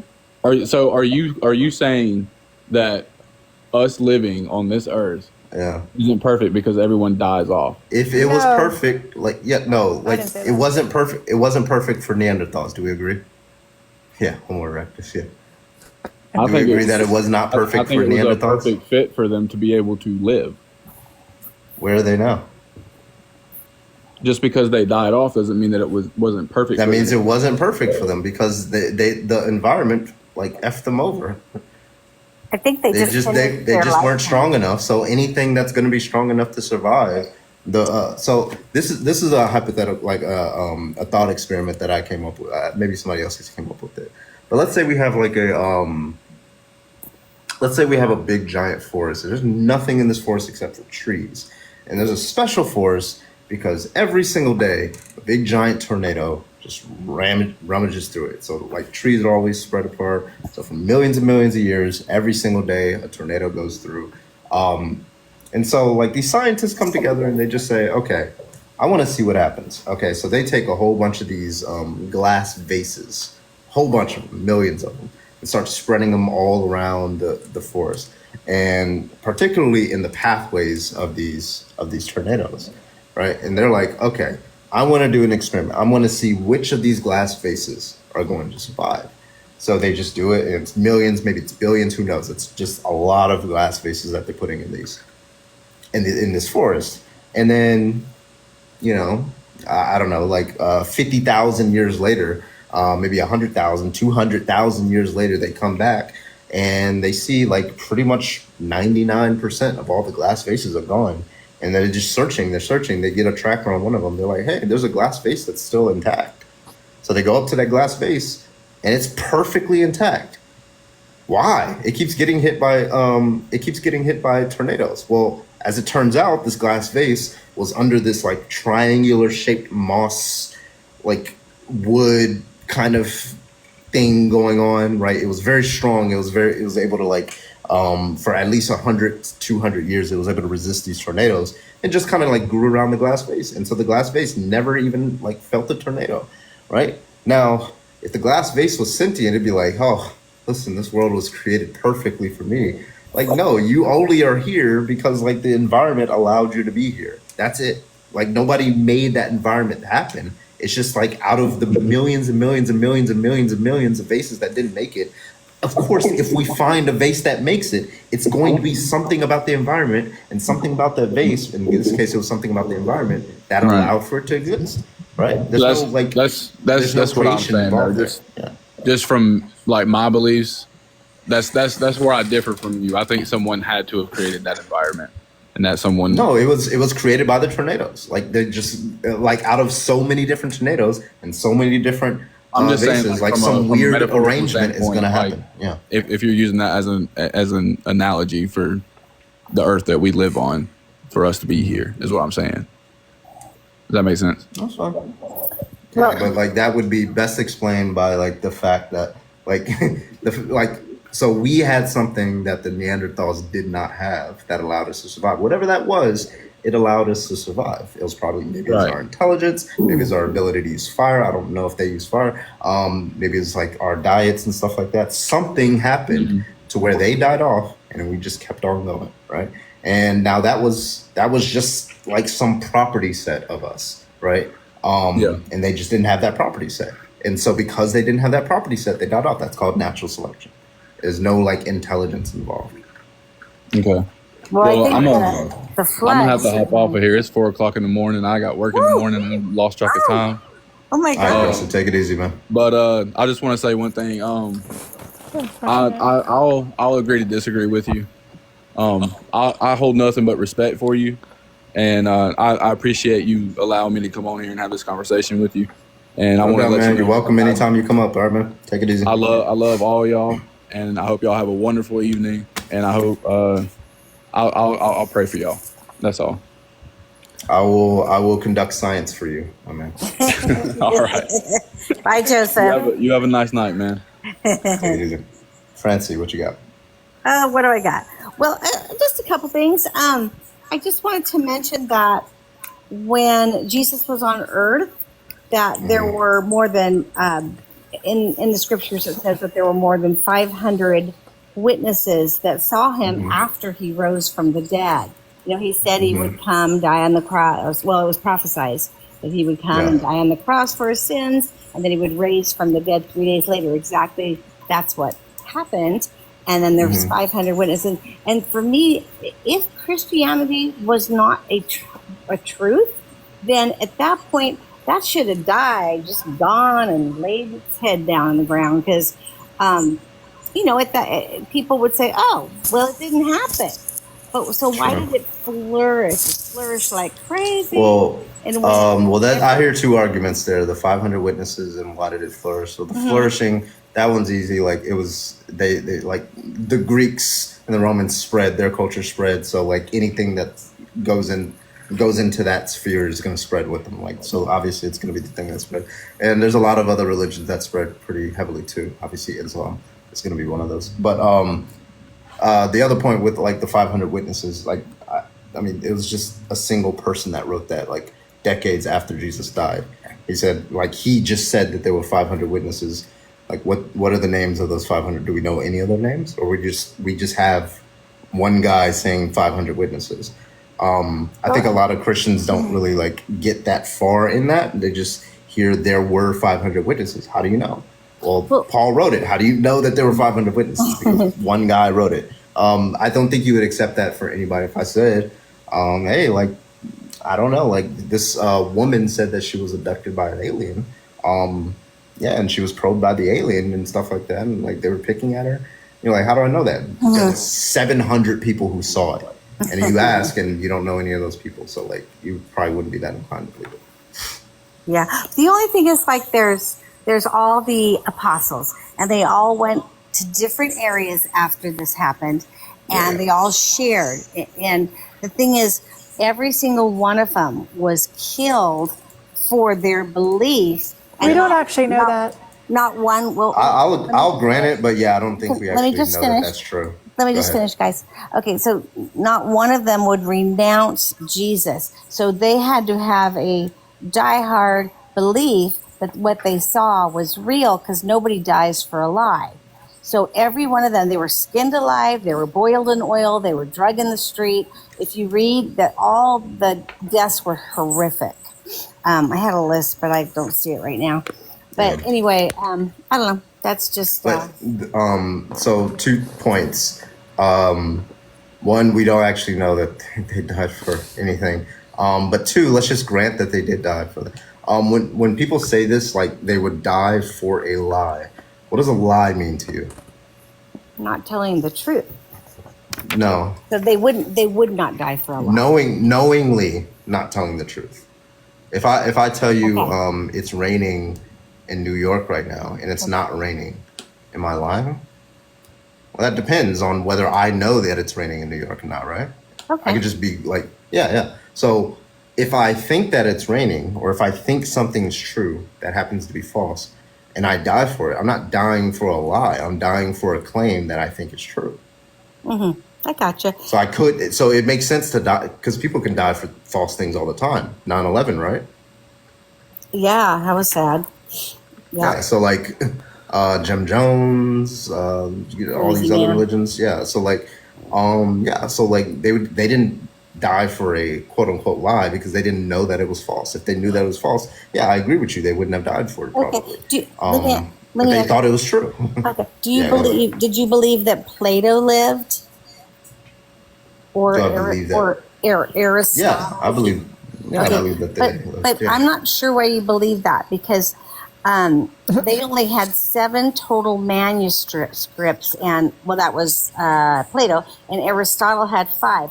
Do you know how many Jesus? Do you know not Jesus? Do you know how many the Greek Testament? I'm not testing. I believe Jesus existed. That's not okay. Well, so that's like. good. Yeah, I don't believe in the miracle claims.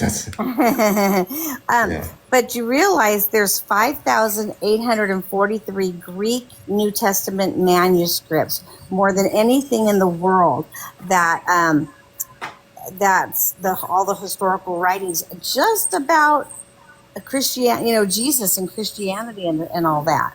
So how is it that the thing that has most been written about is hard to believe, and the things like Aristotle and Plato, which just have a little pen right here and so there. we don't have any extra biblical evidence for any of the miracle claims in the Bible. None of them. 0. Like for example, Jesus like walking on water, Jesus like being resurrected. There's no extra biblical. Those are claims inside of the Bible. Those are claims in those manuscripts, right? There are no extra biblical claims that can back these things. Well, actually, so I would have to be. Technically, there are 9 different historians that wrote about Jesus, and most of them were not Christians. They were not. Well, I'm not talking. Okay, so like we're jumping between the miracle claims and Jesus existing. I think a lot of the people here, depends on who you talk. I like that a lot of people here in this live think that Jesus existed. I think 1, Jesus existed and he had like a ministry, and 2, that he was crucified by Pontius Pilate. Why do I believe those things? Because there's extra biblical evidence for those things. I'm like, okay, the Bible is true on these things. However, there's no extra biblical evidence of resurrection, the global flood, snakes talking, prior, like water turned to wine. These are not things that we have extra biblical evidence for. You just kind of have to like take them on faith when it comes to the Bible. I don't do that. So Somebody made in the comments on Say What, he said I did a duck, duck, go. I don't even know what a duck, duck, well, you're go. like jumping between different I gotta use the bathroom. I'll be right back. Oh, okay. We could still talk, people. I haven't heard much from Ava. What do you want to say, Ava? I mean, nothing about this. I Talk about whatever. It's free time. The boss is gone. Are you Christian? Yeah, so or like, not? I'm not a Christian. Okay. I was raised Catholic, I was too. but I deconverted at 17. Yeah. I gotcha. Yeah, a lot of So, problems. why are you a Christian? Oh, I like that question. Thank you. Oh gosh. Well, I've seen so many miracles, divine intervention. I should be dead like 5 times now. But I've been a believer of God since I was little. When I was really little, I saw angels going around my bed, and I would creep the covers up and pull them over my eyes and pray. But I'd see different things like that. And then what else would be a reason why am I a Christian? Well, I was raised in Christianity, but I have checked out other religions because all of us were raised in something, so we have to look for the truth. But I've seen everything that I've tested God on has happened or been true. It's just crazy. For example, since we can talk freely, is this gal that called me. I do Jaffa Cosmetics, done it for 40 years. But this gal called me out of the phone book, had no idea who she was. She said, "Come to my house and I'm going to have these ladies over and we want to do facials." I said, "Cool." So she told me where she lived. I show up, and the second I walk in the house, the darkness hit me. I said, "Uh-oh, something's wrong here." And I walked in the front door, through the front room, and then into the kitchen. When I walked into the kitchen, these women were sitting at the kitchen table, and they had a crystal, and they were hanging it up high on a thread, and they were asking questions, and this crystal was moving left and right and this and that, and they'd ask a question. Oh, that's a yes. Oh, that's a no. So that's divination, sorcery, witchcraft, whatever you want to call it. And I believe it's from the devil, but wow, this story is just crazy. So I was super uncomfortable right in the beginning, but I'm easy to talk to and get along with. I'm not going to cause problems. Okay. So, let me just finish this, sweetheart. So anyway, what happened is, as these ladies are swinging this pendulum, I just said, "Oh God, help me. I don't know. I'm really uncomfortable, and I don't know what this is all about," because I didn't know a damn one of them. But so anyway, they kept swinging the pendulum, asking. They didn't even hardly notice I was there because they were so enthralled in what they were doing, and I was coming in to give them facials. But just the hostess that had me was talking to me. So I'm praying, and I say, "In Jesus' name, I don't know what the heck this is all about, but show your power." I swear on the Bible, and Christians don't do that unless it's the truth. I swear on that Bible, that freaking crystal, oh my God, it flew in a million teeny pieces all over their laps. It was crazy. And was I expecting that? No. But one of them ended up becoming a Christian after she saw that. She goes, "Oh, the power of whatever you've got going on is much more powerful." I didn't tell you, they were all white witches, they told me, practicing witchcraft. And yeah. Well, listen. Yeah. Francie. Yes. I will tell you the one thing that I think would convince me to be a Christian. Okay. I got a lot of stories. I got tons. Okay. So here it is. So I thought about this, and I had other things. I was like, well, if we traveled to like another planet with aliens, and those aliens were Christian, they're like, Jesus is, I'm like, that would be really good evidence. I'm like, okay, what is something that I can test for now? Okay. And I thought about it for a while. I'm like, okay, what is something that only a God could possibly do right now while I'm on TikTok? Okay. To I'm like, well, listen, one thing no other human knows is the contents of my brain right now, other than me speaking. Okay. So I decided, okay, I'm going to put a hashtag on a piece of paper. I'm going to follow it by a string of numbers and letters. Nobody on the face, I just wrote it down while you were talking. Nobody on the face of this planet has seen these except for me. So therefore, it's only in my head. So what would make me a Christian tonight, Francie, is if you ask your God what these string of numbers are and you get it correct, I'll be a Christian tonight. Aha. Well, the problem is God don't work that way. We pray. You said you tested him. Why can't I test him? I didn't test him intentionally. I only prayed that he would intervene and show his power. So I didn't test him. Why wouldn't he do this though? Like he knows it would convince me, and he knows I will be saved. Well, it would be cool, wouldn't it?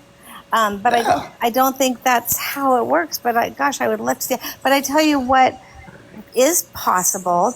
What is possible is you, especially as an ex-Christian, you could pray, get down on your knees and pray to God. God, I know I turned away from you. Well, I'm sorry, but I don't believe that he exists, so I wouldn't be. Okay, but why not just shout it out in the universe?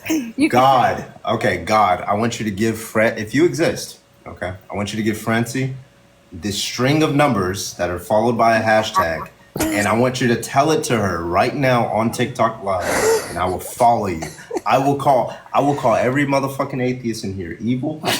Not playing, but I will become a Christian. I promise you, I will become a Christian because there is zero chance anybody knows what I just wrote down, and I've already written it down. Like it's right here. I'm flashing it really fast. I just wrote it down, and as you say it, I will lift it up. So here. I think God will beam the information into your head. Just give me the first 7 digits that come to your head. Just give me 7 digits. It's 7 digits. It's a hashtag followed by 7 things. Oh, I wish I could do that, but I'm not. No, he like you don't know if you don't think. Just give me numbers and letters. That's all. I know, but it'll be. Oh, that's how someone said evil laugh. That wasn't my evil laugh. I just don't think that. What if he would do it? What if he would do it and you're refusing to? Oh gosh. Okay, let's just try it out. Oh, just like my prayer that he asked me to pray for the miracle. Interesting thought. But see, I'm not getting anything from God. I'm getting it from you, and that's the problem. But well, this would convince me. So far, nobody's passed this. But darn, if you must know, it is hashtag 946 Bravo India November 4. Yeah, I wouldn't have got that. I wouldn't have got it. Well, you don't know that. You didn't even try. I just asked you to come up with that could have possibly came out, and boom, I would have been a Christian. But that would have been. I'm a dirty old degenerate atheist still. Oh, baby. I would love to have you be a Christian again, but it's free will, your choice. No, but hold on, but it isn't a choice though. You did choose. It's your choice. Yeah, no worries, honey. I don't think so. I don't think. But here's the problem: no Christian has done that test with me. What if God is so willing to do it, but the Christians are choosing not to do it? Yeah, I don't. And so they're keeping me from becoming a Christian. Oh gosh, but I think the Bible says not to test the Lord. I think I believe it's. Okay, so when we say don't test, I mean don't poke and prod him. But I'm doing something that's not. I don't see what I'm doing wrong. I'm trying to find God. This is when people are saying you need to find God. This is literally me finding God, but now I'm wrong for doing it. No, I just think that a friend of mine was he was in jail, and I'm a Christian, and so I'm sorry. If I was a Christian debater, every atheist would get destroyed. I'm sorry. You don't want me to be a Christian, all right? I'll be the best apologist on here. Go ahead. Sorry. Well, my friend, he was he got into selling drugs. I don't hang out with those kind of people really, but he was a young kid and I was trying to help him. But I'm old. I'm 66. Oh my God, I don't know where it all went. But I use good skincare. If you look at my picture. So anyway, he went to jail because he got caught selling drugs, and in his jail cell he found Jesus. You hear those kind of stories. Yeah. He literally did. I bet he did. Yeah. Well, oh gosh. So anyway, he got on his knees and he prayed, and he said, God, just send me a sign that you're real. And he said a beam of light came from nowhere. Yeah, it was the guard. It was the Into guard his trying cell. to make sure he was in his cell. Yeah, With this flashlight. that's what it was. Okay, I have to laugh on that. But anyway, I have a sense of humor. But, then after that, he said he totally changed. He had no desire.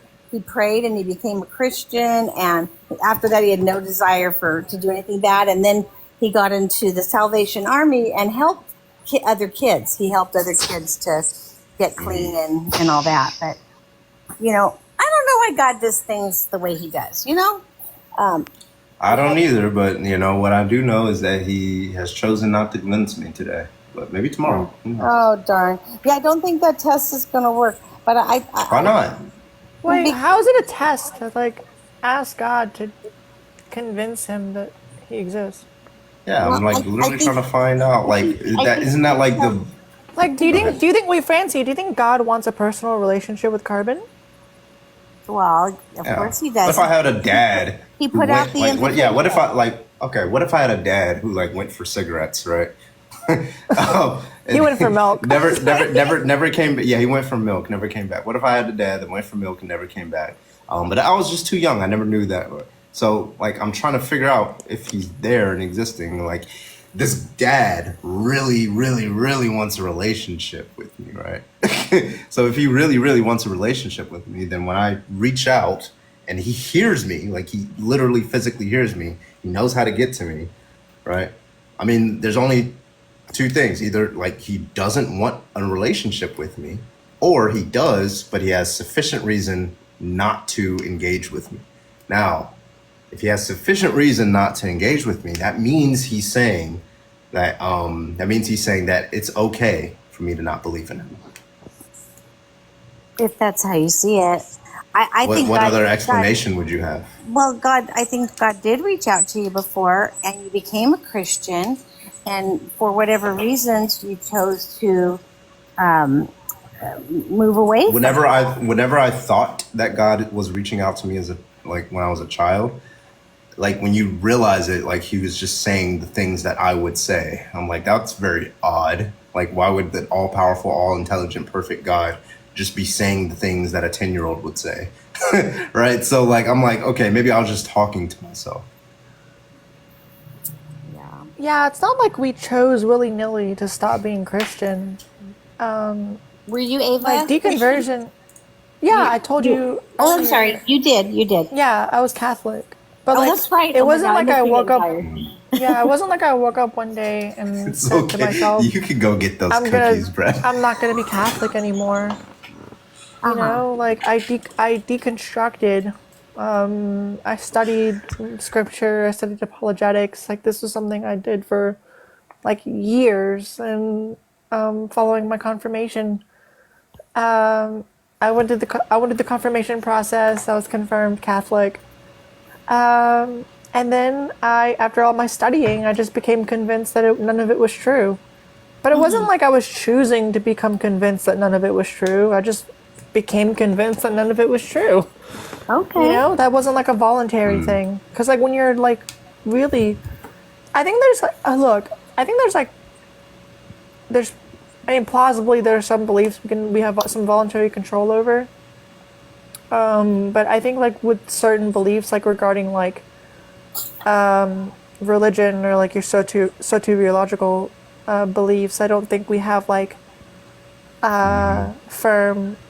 I don't think we have voluntary control over those. Yeah, I'm giving myself the choice to set up the change in my beliefs, right? But I didn't choose what would change my beliefs. So this test that I'm giving you, Francie, I just know what would change me, but I can't convince myself out of that. Once you give me those string of numbers, I'm done. There's nothing. Bro, I'm a Christian. Yeah, I think Jesus, God, he puts his hand out to us, and we're just supposed to grab it. But okay, but Jesus wants a personal relationship with me, right? Yeah, he already offered it to you. He said, "Come to me, all who are heavy burdened, and I will give you rest." Okay, so he offered it to me. So he attempted to enter into a personal relationship with me, but he failed. No, you chose not to accept him. Okay, but Jesus didn't get what he wanted. So Jesus failed with respect to his intention. Well, I wouldn't say he failed. I sadly would say. I mean, like, if he wanted something, he didn't get it. I mean, that's not success. he offers it. Your offer has an expiration date, just like those coupons. No, he offers it to everybody. You could be on your dang deathbed and say, "Jesus, I screwed up." In fact, who the heck did that? Oh, what's his name? That devil worshiper guy, the Anton LaVey, on his deathbed. Go look at what he said. He said he was dying and he was saying, "Okay, this is it." Blah blah blah, whatever he said. And then he said, "Oh my God, something's wrong. They're coming. Something's wrong." What the hell was that? I'm gonna So here's my question: why can't you do it after you die? Like when you're because your life is your testing ground for us. Yeah, but like God only gives us like 70 something years. No. Like that's not really a lot of time. I like to live longer. Like if you think about it, yeah, you shouldn't have said that to a 66-year-old. It's not. Look, if you think about it, it's not really a lot of time because like this is supposed to be like the most important. Like this is supposed to be the most important question like ever, right? I mean, I need like 200 years of. Yeah. I would literally. I need like if I had like a lifespan of like 600 years, I would probably spend about 50 to 60 of them just to become a theologian. Yeah. And get all of it. If I'm still not if I'm still an atheist after that, then Yeah, I just feel like if I'm wrong and I believe in God and all this stuff, and I'm wrong at the end, no harm, no foul. Nothing will happen anyway. But if you're wrong, it worries me. If you're wrong, But Francie, what if another religion's right? What if a religion you've never heard of is correct? What if the being that you think is like giving you these signs and there stuff? There are lots of. Is actually malevolent. The Holy Spirit. That's the Holy Spirit. And hi, Melissa. My daughter just came home. My gorgeous daughter. Let's see. What was I going to say? Oh, I got distracted. Senior moment. How old's your daughter? Well, what's that? She's 40, I think. What are you 40? 41? Listen. All right. I'm 31. No, I'm kidding. I mean, I'm turning 29. Oh, God. If you saw her picture, you would die. She's like, "Stop it, Mom. Knock it off." Well, now I want to see. I know. We can't do pictures through here, but she's gorgeous. Gorgeous girl. Wow. She has those eyes that just like pull you in. She's just, you can't sell the house with all these advertisements. You're holding out. Oh gosh, she's looking at me like she's just walking. She doesn't want a degenerate atheist anyway. We're fine. She's fine. I mean, well, we're making friends tonight. We don't have to. That's the thing. I don't believe. Whatever somebody believes is I'm cool with. Just like with politics, if you're this or that, who cares? It's like be what you want to be, believe what you want to be. But it's okay to share what you believe. So I'm going to listen to you, and I'm not going to get upset about anything, and whether it's religion or politics. But some people can't do that. They can't talk, and you're very calm, and I love that. I get one atheist so upset he has to go have a cigarette. It's like I like that I can talk to you. And how do you pronounce your name? Just like the element, carbon. Carbon. Oh, yeah. Very cool. Very cool. Yeah.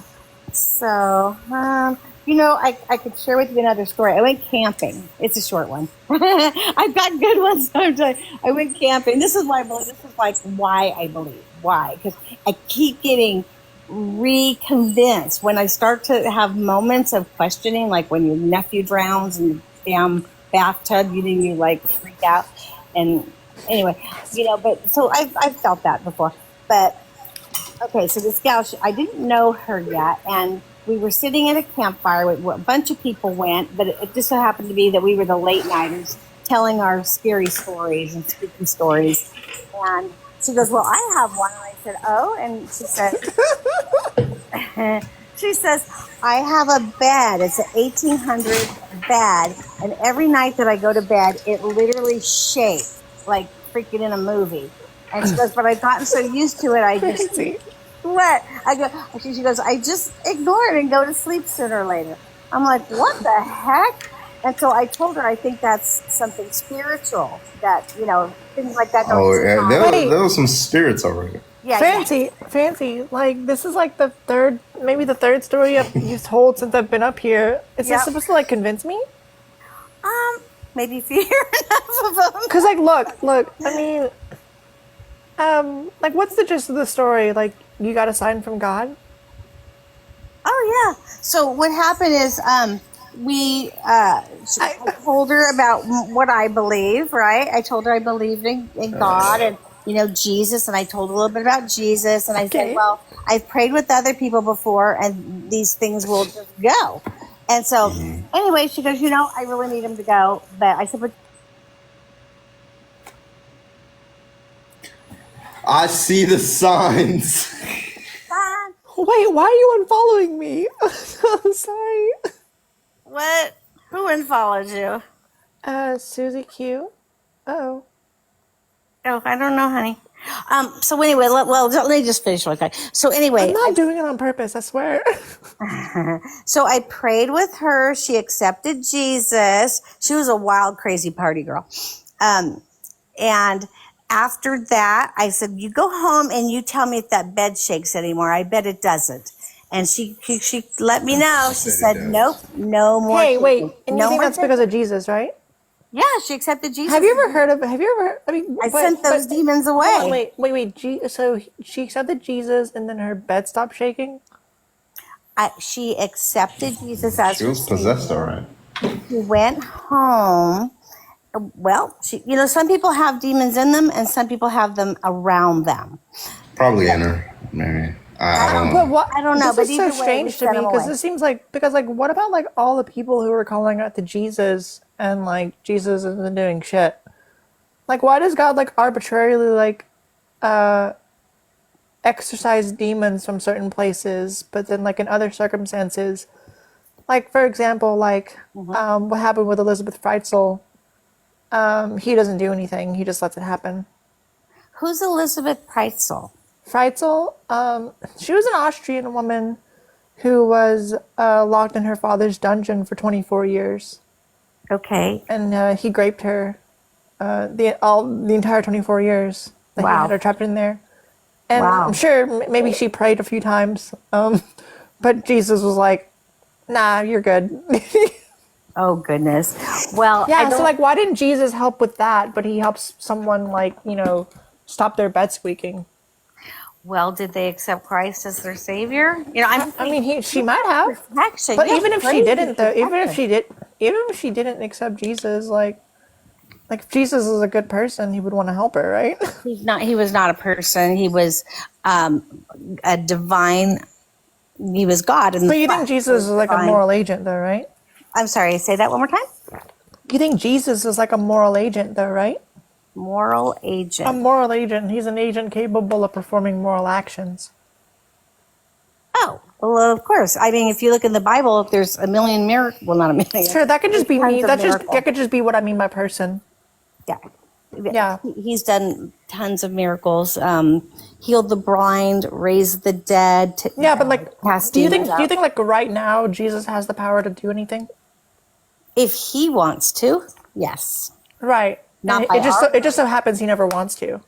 Oh, he does. He does. Can you show me any instances where he has? Ava, were you here when I told the miracle story about my Auntie Marie? Were you here about that?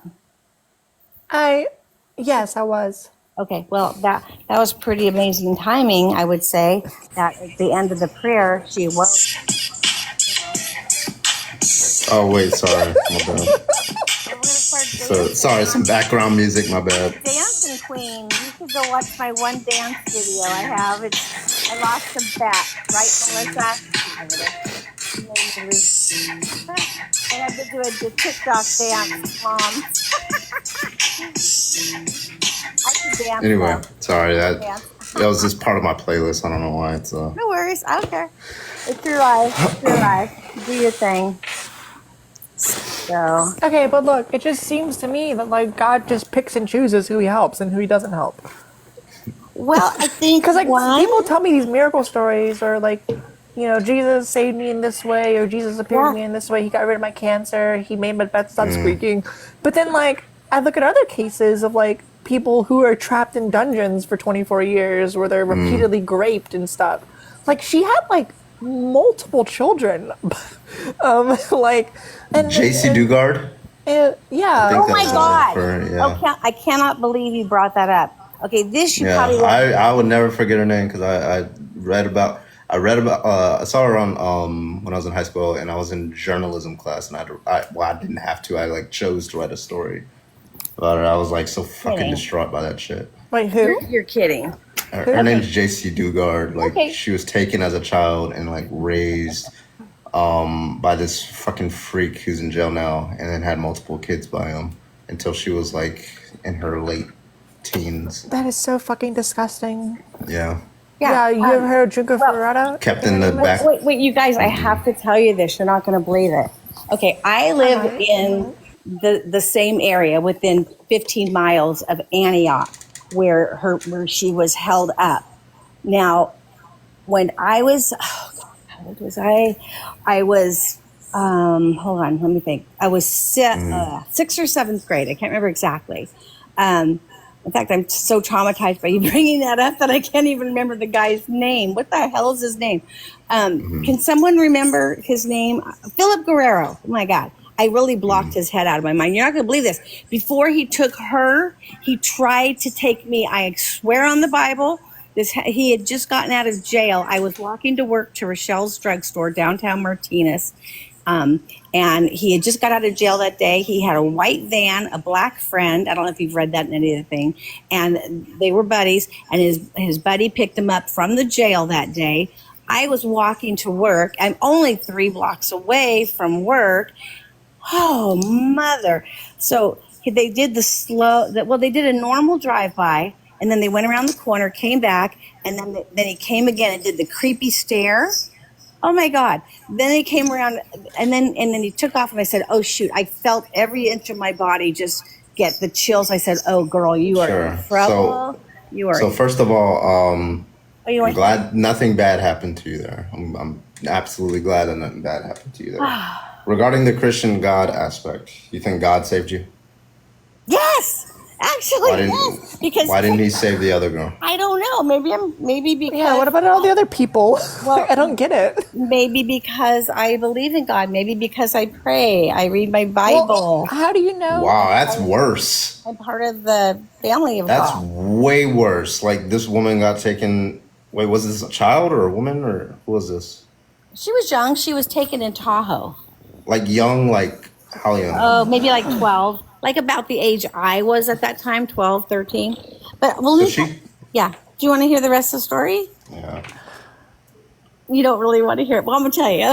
Okay. So it's an interesting story because you'll hear how I got out of it. So oh my God, I get traumatized. So they go around the corner and then I just knew my hair was curling up on my arms. And I said, oh my God, you're in trouble. And I looked around, there's not a damn person in sight. And this particular area is a little industrial, no houses right there.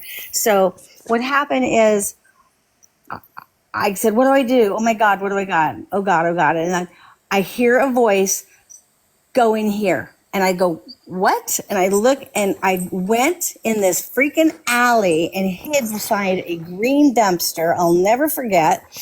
They came around, they stopped and they pulled over. I heard the, what do you call it? The sliding doors they have on the vans. I heard the sliding door and the one guy got out, the passenger, Garrido was driving and he said, where the F did she go? And then the Garrido goes, get in, get in, get in. I remember that 3 times. Like, oh, and then I hear the slider again, and whoop, off they go with their loud van. And then so as soon as I felt like they were around the corner, I jammed into Main Street to Pop Slicker. And I just stood against the wall, kind of back. And then I see it coming, and I went down to the floor. And I'm so stupid, I don't tell them because you're dumb and young. But so my store was only like 3 more down. So I run down there. Run in there. Guess who it is? My Auntie Marie, the one I told you the miracle story. I tell my Auntie Marie, that was her store. It was called Rochelle's other store, or no, this one was Rochelle's store. We had the other. Anyway, I go in there and I say, someone's trying to get me. And she goes, what? So she calls the police. They were there in like 3 minutes. He was next door at the drugstore buying duct tape. The cops pulled him out of the store buying freaking duct tape. He had just been released from the Martinez County jail.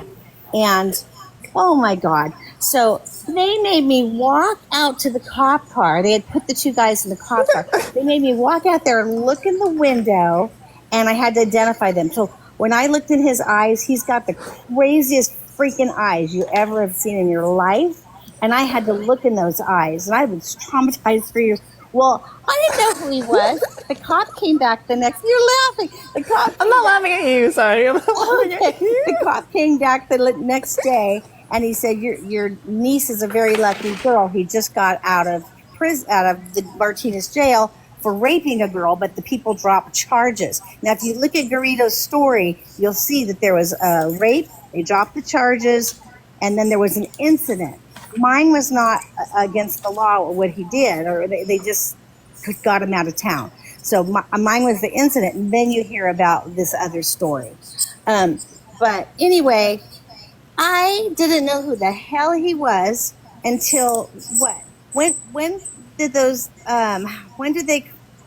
Oh, see, I get traumatized when I think my heart's going. My God, Francie.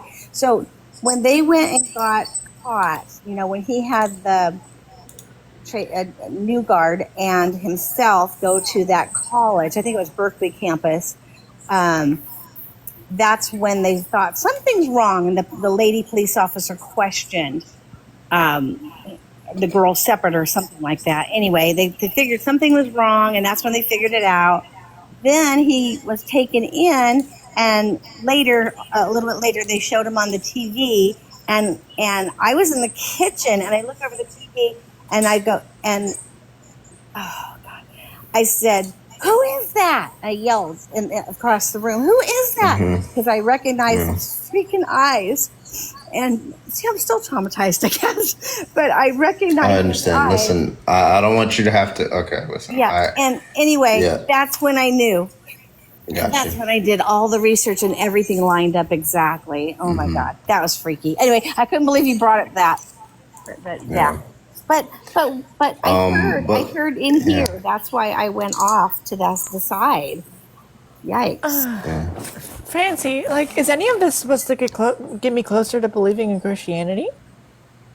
Well, that's just Sean. Thank you for the $20 Cash App. Was that for the? Because I mean, we can talk about something else. I want to talk about why you think Christianity is true. Well, are these the reasons why you think it's true?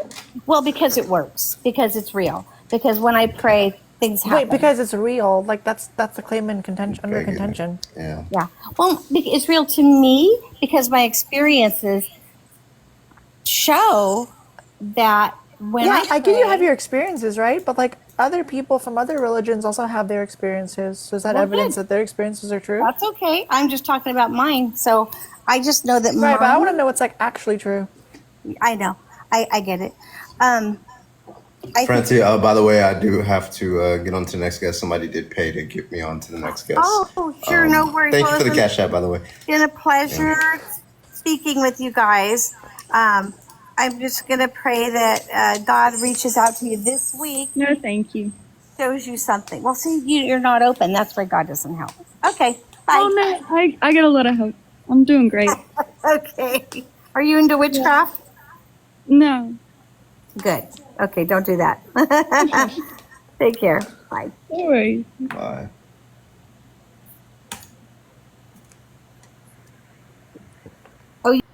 I mean, they can do witchcraft if they want to. What? I don't though. Like that's true. I don't. I get that, but like if you want it to, like she was just like, don't do that. I'm like, well, what if Somebody Siggy really wants pay? to? Yeah. Are you sure that wasn't divine intervention? Sorry, that's. Fucking damn it, bro. I'm sorry. Y'all weren't here, but like on Twitch, I guess you might wish that you were on Twitch because I just turned up the music like full blast and we were just kind of jamming over here. I heard the music. It was pretty good. It was pretty good too. I honestly wanted to know if she thinks that Jeffrey Dahmer is going to heaven. I genuinely wanted to know what she was. I mean, she did say like once you're on your deathbed, yeah, which is like. Well, he wasn't. Yeah, he's like long before. Yeah. So. Oh my god. Oh, my ADHD is fucking triggered like so fucking hard right now. Fun thing happened to me today. I got bananaed on my main. Wow. Yeah, me for sexual exploitation and gender-based violence. Oh my god. Yeah, I remember I was debating. I was actually debating somebody on taxes in my hoodie, and I got banned for nudity. Like I'm like, bro, TikTok's so fucking broken. It's cooked, bro. This app is crazy. Me? Like violence? me? That's crazy. That's not the kind of live streams I do yet. Okay. I mean, we were talking about body count, so that might have been part of that. But still, very annoyed about it. All right, I'll take one more guest for debates. So, if you want to prove to me that the Christian God exists, hit me up. I'll take you off before I go get off this shit. Carbon, do you think when certain debaters excessively think their donos that it's truly real? That it's to derail or that it derails? I don't think it derails. I don't think it's to derail either. Yeah, I agree. Yeah, I think they do that to show appreciation, like especially if it's like your whole full-time job. You kind of like want to make sure you appreciate those folks. And from what I see, it encourages people to like it. It's encouraging. Like when people thank people who donate to them, it's like encouraging when you get like credit. Yeah, like Zapparino just gifted me them subs. Yeah, I appreciate you, Zapparino. Oh, Francie, you're still here. How you doing with the roses? Thank you so much. Yeah, Paul, thank you for the heart. Appreciate you. Yeah, any Christians, if you want to get on in here, prove the Christian God exists. Love to talk to you. Thank you so much. Appreciate you. Starting July, so June 27th is going to be the presidential debate. We are going to be double streaming on Twitch and TikTok. We're going to be watching that pretty much until we get banned. Trump is probably going to get us banned. And then I think we'll start doing a lot more political debates towards the end of July as election season starts kicking up. So, be looking out for those. Get up and stretch, says Sean. Hell yeah. Till we get banned. Yeah, because last, was it 2020? No, it was 2022. I was live streaming 2022. I was live streaming on Twitch and TikTok, and then within 10 minutes, I got banned. Just live streaming the results of the election. That's crazy. I didn't even say shit. Like, Coda. I haven't ever gotten that many bans, to be honest. I think I've only had. You haven't what?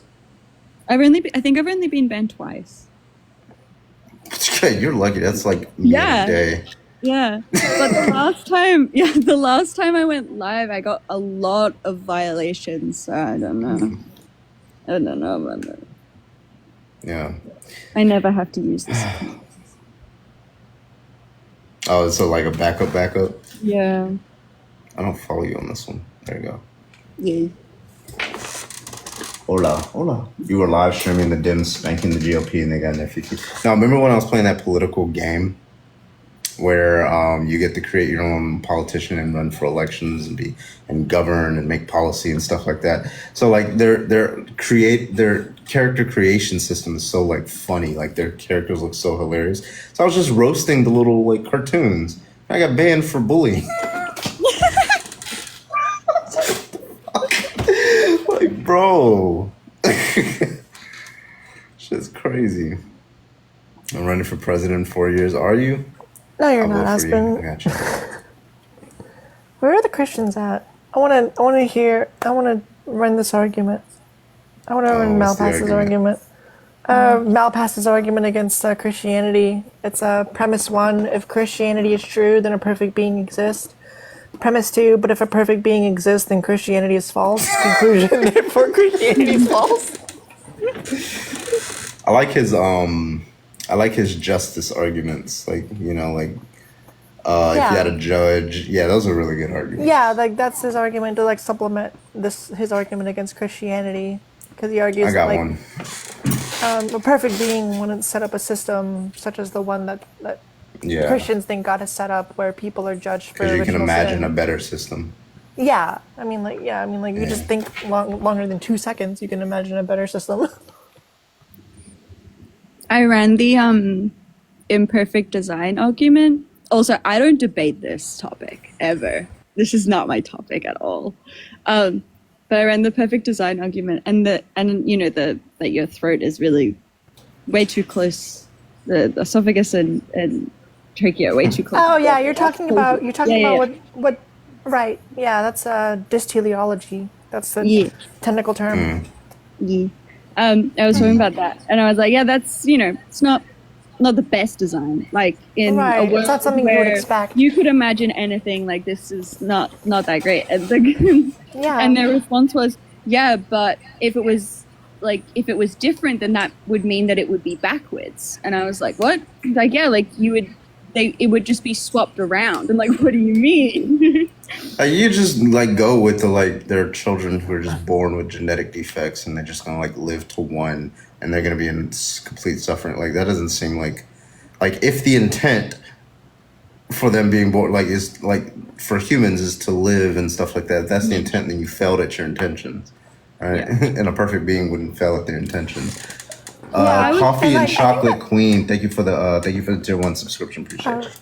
Again, I don't debate this, but I was like, so you're telling me that someone who could literally make anything that she wanted was like just didn't make us just like breathe through our skin, just like, or something like that. Like we don't need noses. We don't need those. It could be an entirely different system. Like think out of the box. And then the fact like the fact that humans have figured out a way to correct failures in humans, right, would show that the humans are probably better in some respects. Like if a human can figure out how to fix certain things inside of humans, like genetic defects, certain types of like muscle degenerate, like whatever, we found those out through medicine, then a perfect all-intelligent God would be able to do so with like nothing. So if a human can do that, which perfectly got, yeah, like, the fact that we even have to yeah. like create things like glasses or hearing aids, like shows that like this design doesn't really seem indicative of intelligence to me. But like I've heard the rebuttal to that is, well, God wanted humans to play part in creation. He wanted what? He wanted humans to play part in creation. Play COD? Play a part in creation. I was saying, okay, I got you, bro. Play a part in creation. Yeah. Yeah, but like, doesn't he think that like people who don't have like the ability to see would be able to play a more effective role in creation if they could see things? I don't know. He works. And that just seems like a post hoc way. Like you're just trying. Like it just like I don't see that anywhere in scripture. It just seems like, oh, well, a God who wants like humans to play a part in creation would do this. Okay, how do you know that that's what God wants? Like, you know, you're just like making like it's the when That's and why you he say made like, oh, like not listen, when I went to sleep, my shoes were inside my room, and then when I woke up, they were outside my room. Well, there's a lot of things that can explain this. Like, for example, the shoe-moving gremlin could absolutely explain this. Why? Because he moves shoes. Of course he's going to do something like that. But it doesn't really explain anything. Like, No, we lost him. oh, where'd he go? Oh, okay. Come back. The Lord Yeah. works in mysterious ways. I don't know what to tell you. I don't know what to tell you. Yeah, I think that Siggy, the argument you brought up, this teleology, I think that's a really interesting point, because when you look at like the world, like, you know, on the view that the world was designed by the perfect designer, like you would expect the design to like actually be good, right? But that's not what we see, right? We thought of aliens, and they're superior to us in every way. We thought of aliens, guys. In the movies, they could be us. That's crazy.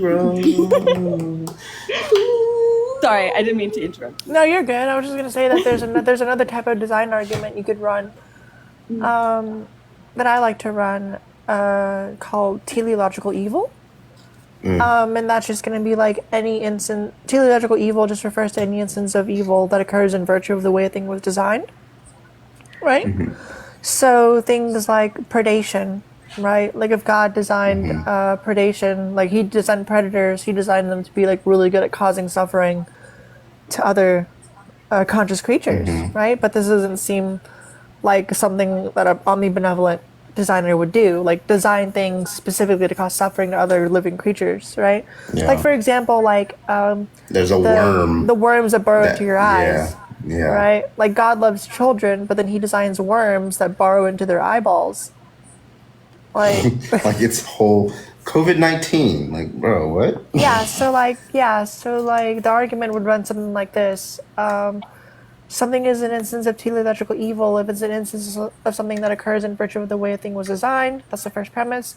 Premise 2, there are a myriad number of cases of teleological evil.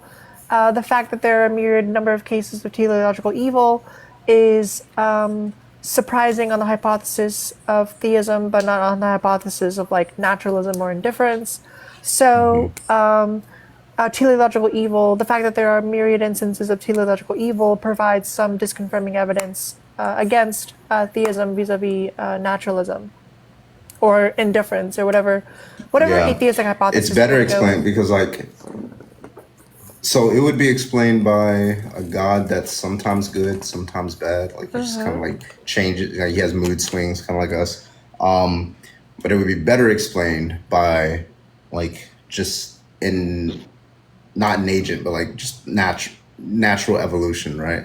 Because it doesn't have any sort of preference for, you know, certain things being able to cause suffering and certain things being able to like avoid. So like that like evolution perfectly explains it, and then we have a lot of evidence for evolution and all that good stuff. So that's like a better explanation. And then, you know, there's obviously the explanation that God is just, you know, he's just kind of like a dick sometimes. Right, of course. But they don't want to bite that one because like, oh, I don't want to serve a dick. You know, some people do, you know. Yeah, but like one of the responses is that like there was no teleological evil prior to the fall, right? But like then I'm imagining like tigers and lions and shit. Like that's a bait, but by the way, that's also a bait and switch, right? From global theism to local theism.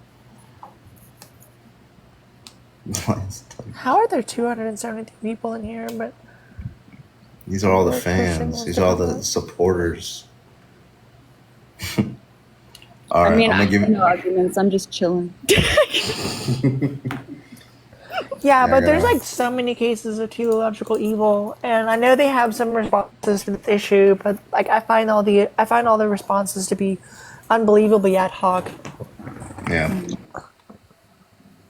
Because it's like, yeah, I mean, like It's why? like it's like when you like make an initial lie, and then somebody asks you a question, so you have to come up with another lie to make that lie coherent. Yeah, that's like that would explain it. That's the entire history of the Odyssey, though. Like for example, like free will, like the concept of free will is like nowhere in the Bible. It was created as a concept by philosophers to try to explain away the problem of evil. It's literally just an academic concept. Like there's no backing for it in any scripture. Yeah, and whatsoever. the thing is too is that free will doesn't even do a good job of solving the problem. It doesn't at all. No. Yeah. I mean, especially like when you take into consideration like the problem, like certain problems of evil, like the one I brought up, like free will doesn't get you out of teleological evil. I'm sorry, it just fucking doesn't, right? And it doesn't get you out of the problem of like the problem of like the unequal distribution of natural endowments. Like, why are some people like born like with like these genetic advantages that make them like really good at sports and stuff? Like, why is like Shaquille O'Neal born? Why do we have Chris Evans? Yeah, and then we have people born with microcephaly. Yeah. Like why? Why? You know, free will doesn't get you out of that one, and free will also doesn't get you out of like natural evils, like evil, like natural suffering, instances of natural suffering, hurricanes, things like that. Yeah. Which teleological evil would be a subset of. But yeah. I should probably pay attention more in religious debates. Yeah, it just makes me angry. Yeah, this kind of makes me angry too, because like I really don't like Theist Talk too much, because I don't like a lot of the people on Theist Talk. I don't know. I don't like a lot of the people in any side of debate talk, to be honest. I mean, why do you support Trump? For some reason. Have y'all seen the videos? Okay, you know that song that one female country singer came out with, where she says, "I'm standing with the chosen one," and she's talking about Trump? Hell no. No? Then there's a song where this woman's like, she calls Trump the chosen one, and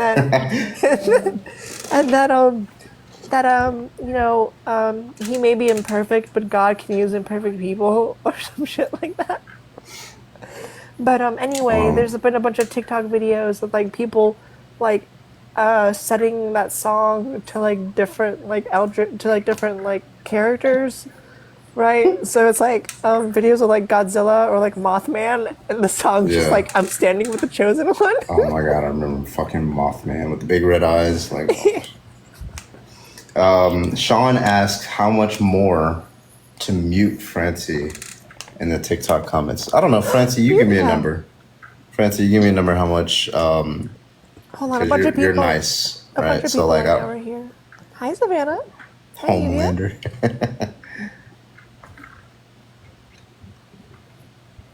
I asked her a question. She didn't said, that's not a number.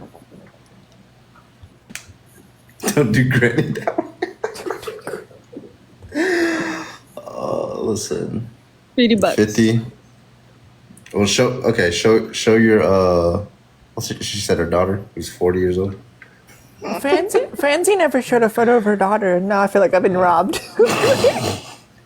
She gonna tell me the story before she give me a number.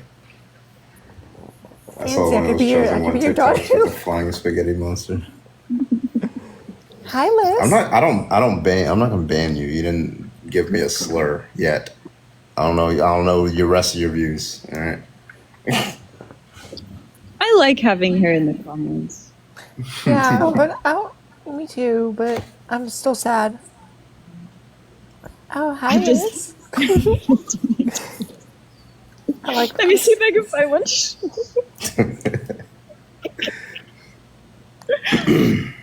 TikTok is not a dating app, guys. It could be. It could be. It's not. It's not. Ask her who she's voting for. I think we all know, guys. Come on. Maybe we don't. She is kind of nice. Nice people don't usually vote for Trump, but I've been proven wrong because she's from the South where there are nice people by default. So, somebody named Default just liked the live right when I said the word default. That's crazy. Oh my god, it's a sign. That's a crazy fucking coincidence. That's crazy. That's a sign, actually. Actually, I'm independent. Oh, yeah, you're voting for Trump. I fear it may be a sign. I was a Democrat. Yeah, I know. That was Jesus. That's the sign, folks. Hey, listen, the test is still on the table. The test, guys, is I'm going to write a hashtag. I'm going to write a string of numbers and letters. And if you tell your God to give me that string of numbers and letters that I just wrote down, I will become a Christian. I've never been a nice Trumper, but I love to be proven wrong. Yeah. They're nice when they're not talking about Trump sometimes. All right. So, you have, I see both sides voting for Trump. I don't know. I'm an independent. I got to think about it. Voting for Trump. Yeah, I don't really get into politics. Voting for Trump. I thought of well, I will say this is stolen intellectual property. So I saw a video of just a random guy who read out part of one of Trump's speeches, and it's wild. And he's like British, and so he sounds, very proper and all of that, and it's insane. And I think that it would be really funny to just read people things that he says. But really, I got a whole Trump transcript. Oh, I got you. I think that would be really funny. And I thought of a way to set it up, but now I can't remember what it is. I think it's just like you have a live, and then you ask people to join, and then you read it, and then you'd be like, "Who said that?" or something like that. It's like, and can you tell me what he's talking about, please? Trump is surely a character. Furkan, thank you for the follow on Twitch. Appreciate you. All right, let me get you a full transcript. All right, here we go. I think there's one. All right. You're the one where here we go, about folks. sharks. The speech where he talks about sharks. All right, here we go, folks. All right, look. Quote. Look, having nuclear. My uncle was a great professor and scientist and engineer, Dr. John Trump at MIT. Good genes, very good genes, okay? Very smart. The Wharton School of Finance, very good, very smart. If you're a conservative Republican, and if I were a liberal, if I ran as a liberal Democrat, they would say I'm one of the smartest people anywhere in the world. It's true, but when you're a conservative Republican, they try to say, oh, they do a number. That's why I always start off. Went to Wharton, was a good student, went there, did this, built a fortune. I have to give my credentials all the time because we're a little disadvantaged. But you look at the nuclear deal. By the way, he's talking about the nuclear deal. The thing that bothers me, it would have been so easy. And it's not as important as these lives are. Nuclear is powerful. My uncle explained that to me many, many years ago. The power, and that was 35 years ago, he would explain the power of what's going to happen. And he was right. Who would have thought? But when you look at what's going on with the 4 prisoners, now it used to be 3, now it's 4. But when it was 3, and even now I would have said it's all in the messenger, fellas. And it's the fellas because, they don't, they haven't figured out that the woman are smarter right now than the men. So, it's going to take them about another 150 years. But the Persians, they're great negotiators. The Iranians are great negotiators. So, and they just killed us. They just killed all of us. That made perfect sense. Very grammatically correct, actually. I'm just saying I wouldn't be surprised if that shit was written by GPT-2. That was the GPT that came out in 2017. Oh, that wasn't I fancy. know exactly who wrote it. So Yeah, that was a grown ass presidential candidate man saying that. So I reckon all he does, he just puts his iPhone on the table in front of him, and he just keeps clicking the middle. The middle the autocomplete. predicting text. He just keep be clicking that self-predicting text. That's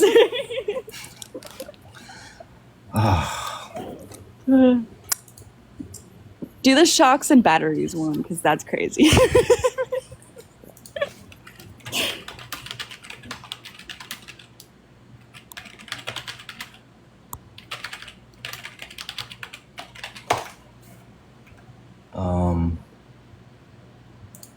Let's see, transcription. There we go, transcript. This was recently in Nevada?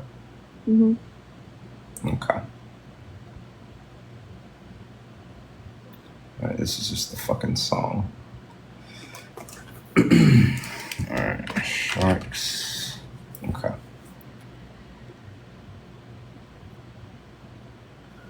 Oh my god, thank you. All right. Oh, thank you. Savannah. Thank you. So we have a country that's in trouble. We're going to end the mandate on electric day one. They They want to make all the boats too. I went to a boat company in South Carolina. The boat, I said, how is it? He said, it's a problem, sir. They want us to all have electric boats. Totally happened. These are boats that are from 16 to 35 or so feet, fishing boats, leisure boats. Beautiful company in South Carolina, beautiful. This guy's been doing it for 50 years. He sells hundreds of boats every couple of months. I mean, really fantastic guy. And they use Mercury engines and different engines in the back. No problem. They want to take that out. They want to make it all electric. You want to steal your batteries, he said. The problem is the boat is so heavy that it can't float. I said, well, that sounds like a problem. All right. He said, well, also it can't go fast because of the weight. And they want to now have a 50-mile or 70-mile radius. You have to go out 70 miles before you can really start the boat up. And you go out 2 knots. That's essentially almost like 2 miles an hour. And he said, how long does it take you to get there? Many hours. And you're allowed to go around for 10 minutes and you have to come back because the batteries only last a very short amount of time. So I said, let me ask you a question. And he said, nobody ever asked this question. What? And it must be because of MIT, my relationship with MIT, very smart. I say, what would happen if the boat sank from its weight and you're in the boat and you have this tremendously powerful battery and the battery's underwater and there's a shark that's apparently 10 yards over there? By the way, a lot of shark attacks lately. Do you notice that? A lot of shark attacks. I watched some guys justifying it today. Well, they weren't really that angry. They bit off the young lady's leg because of the fact that they're not hungry. But they misunderstood who she was. These people are crazy. He said there's no problem with sharks.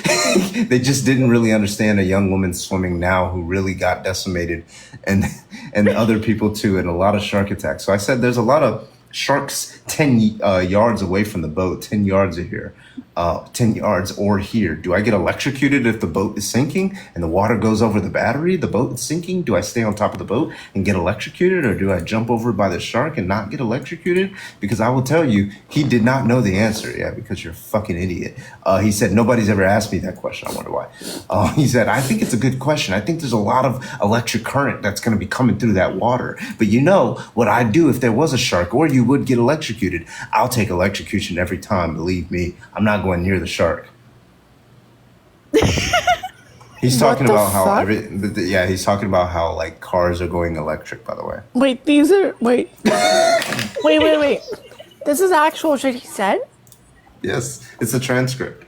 Directly. Yeah, he said that. He said all of that. Those were real words. I personally, my favorite bit is about the sharks. Sharks is my favorite part. Wait, I thought that was AI. He was like, what the like he's over here trying to talk about electric cars, and he goes into like, he's like really fucking interested in what would happen and what, like if you like had to choose between a shark and getting electrocuted. That's just fucking funny. It's so funny. Like, President, guys. President for United States, folks. Can't make this stuff up. I love this Meow Mix cat. You guys are getting Meow Mix on my Twitch ads? What the fuck? Okay, shut this shit down. President? Sharknado for president, I'm just saying. His prompter went down, yeah. His chat GPT feed. It went outside of its context window. Sean, thank you. Excuse me, I gotta start over. Sean, thank you for the gift and sub over to Coda. Appreciate you. Thank you so much.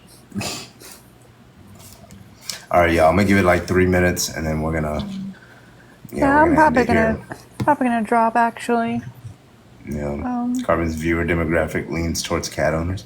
I figured it'd be dog owners, given how much I dog. No pun intended on cat owners. And dogs are loyal. Dogs don't feel entitled to anything. They're just like the most pure spirits, okay? Okay, so you haven't met my dog? That's crazy.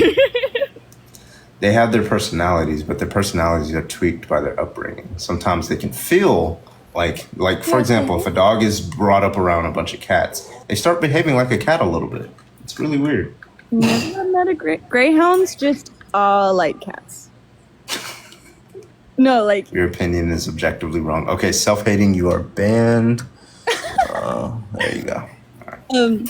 Yeah, greyhounds are very cat-like, but also they're just not like other dogs because they're I don't know, they're kind of racist. They don't like other dog breeds.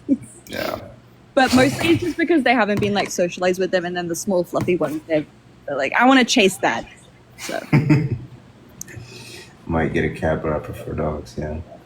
Honestly, usually Taco Bell's new Cheez-It Crunchwrap ad for me, and I'm cool with it. Martin is very entitled. Very, very entitled. Yeah. Mm-hmm. What's the ethics of like a vegan streamer who like all their ads are like food, but it's like meat? Is that like a way to cut that off? Like, wouldn't that be like some sort of, you know? No, there's an ethical question there. Yeah. Yeah. I mean, the vegan would just say, well, we're trying to minimize harm to sentient beings. It's not going to be completely feasible. Yeah. Eat this chicken, like right after they fucking like they're middle of playing a game. They go like chicken, like bro. Oh my god. Does anybody remember or know of Freely the Banana Girl? Who? Freely the Banana Girl. Okay. Vegan who had a chokehold on a part of the internet in like, I don't know, like 2012 or something. Yeah. I've never seen her before, no. Okay. She's kind of crazy, but I swear I was watching one of her videos once because I was like, I gotta know what she's talking about. And there was like an ad for McDonald's like at the start and then like mid-roll and then like at the end again. Jesus. Yeah. She only eats fruit.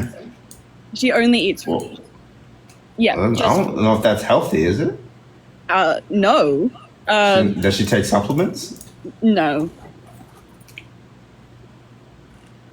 It's like one of those herbal girls. Who's that one that was like talking about the pyramids and the aliens? She has the fucking song. Oh, yeah. Yeah, that one. Yeah. Do not, the wellness to white supremacy pipeline is so real. Yeah. It's so real. Yeah. Carbon cap panel, absolutely. Abso-fucking-lutely. Steve Jobs only ate fruit. Look where he at now. What fruit he eating now?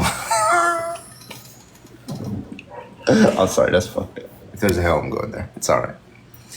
All right. Yeah, Shannon, but yeah. No one in here likes Trump. That's crazy. Yeah, I got 1 minute and I'm ending the live. Hit me up. Now he's the fruit being. Oh. Glad you didn't say that about Tim Cook, because then that'd be kind of like a slur. Yeah. It does explain the DVD. Hey, Martin, what are you doing? 258 rational people in chat. Yeah. How about this? If you support, did you want to see my gorgeous daughter's face? Yeah, I got you. I'll let you come up, and then I'll end the live here. Steve Jobs just collecting that stock exchange money, doing nothing. Hell yeah. What up, Francie? Oh, I'm trying to get the camera. Let's see. Don't force it on me. I got my jammies on. Let me see here. I got you. How do I turn this around now? Okay, let me see if I can do this. Oh, there we are. Lighting is terrible. I'm a photographer, right? Lighting is still terrible. I'm gonna go to sleep after this. I think I got it. There we go. That's my daughter. Yeah, we can't see nothing. Oh, you can't? Oh. No, your camera's not on. You have to like press OK or some shit or submit or some shit like that. Oh, wait a second. Let me see. I barely ever turn my camera on the guest requests. Okay, save. There you go. There you go. There you go. Oh, shoot. Is it on? Okay. Yeah, it's on. It's on. Now what do I do? Oh, okay. Put this here. Wait, hold up. Oh, there we go. Okay. All right. Fancy daughter out here slaying. Okay, I see you. All right. I ain't showing you my face because I ain't no makeup, no hair. Yours is in the profile picture. Oh, yeah. That's how I look with some little Photoshop. All right, Francie, you have a good night. I'm going to sleep. Take care. It's been fun. See you later. Bye, Francie. Bye. Good night, Coffee. All right, see you. Take it easy. All right, y'all. I will try to be back on tomorrow night-ish. Around the same time, roughly. I live in Hawaii, so a little bit of a time difference. But we are going to be on Twitch for a few more minutes. So if you guys want to go drop a follow over on Twitch, I'm over there. We're just going to kind of chill over there before we end it. I don't know if I'm going to raid somebody. Let me see if anybody's live right now. Actually, let's see. Oh, this raid fucking thing looks terrible. This new raid thing looks terrible. All right, anyway. I will see you guys on the next live stream. Love you. Thank you guys for the gifts. Thank you guys for the support. Shout out to my new followers. Thank you so much. And I will see you guys on the next stream. Thank you. Mwah, mwah, mwah, mwah. Take it easy. Bye. Man, thank you for the gifts. Thank you for the hand heart. And Francie, thank you for the rose. Bye, Corbin.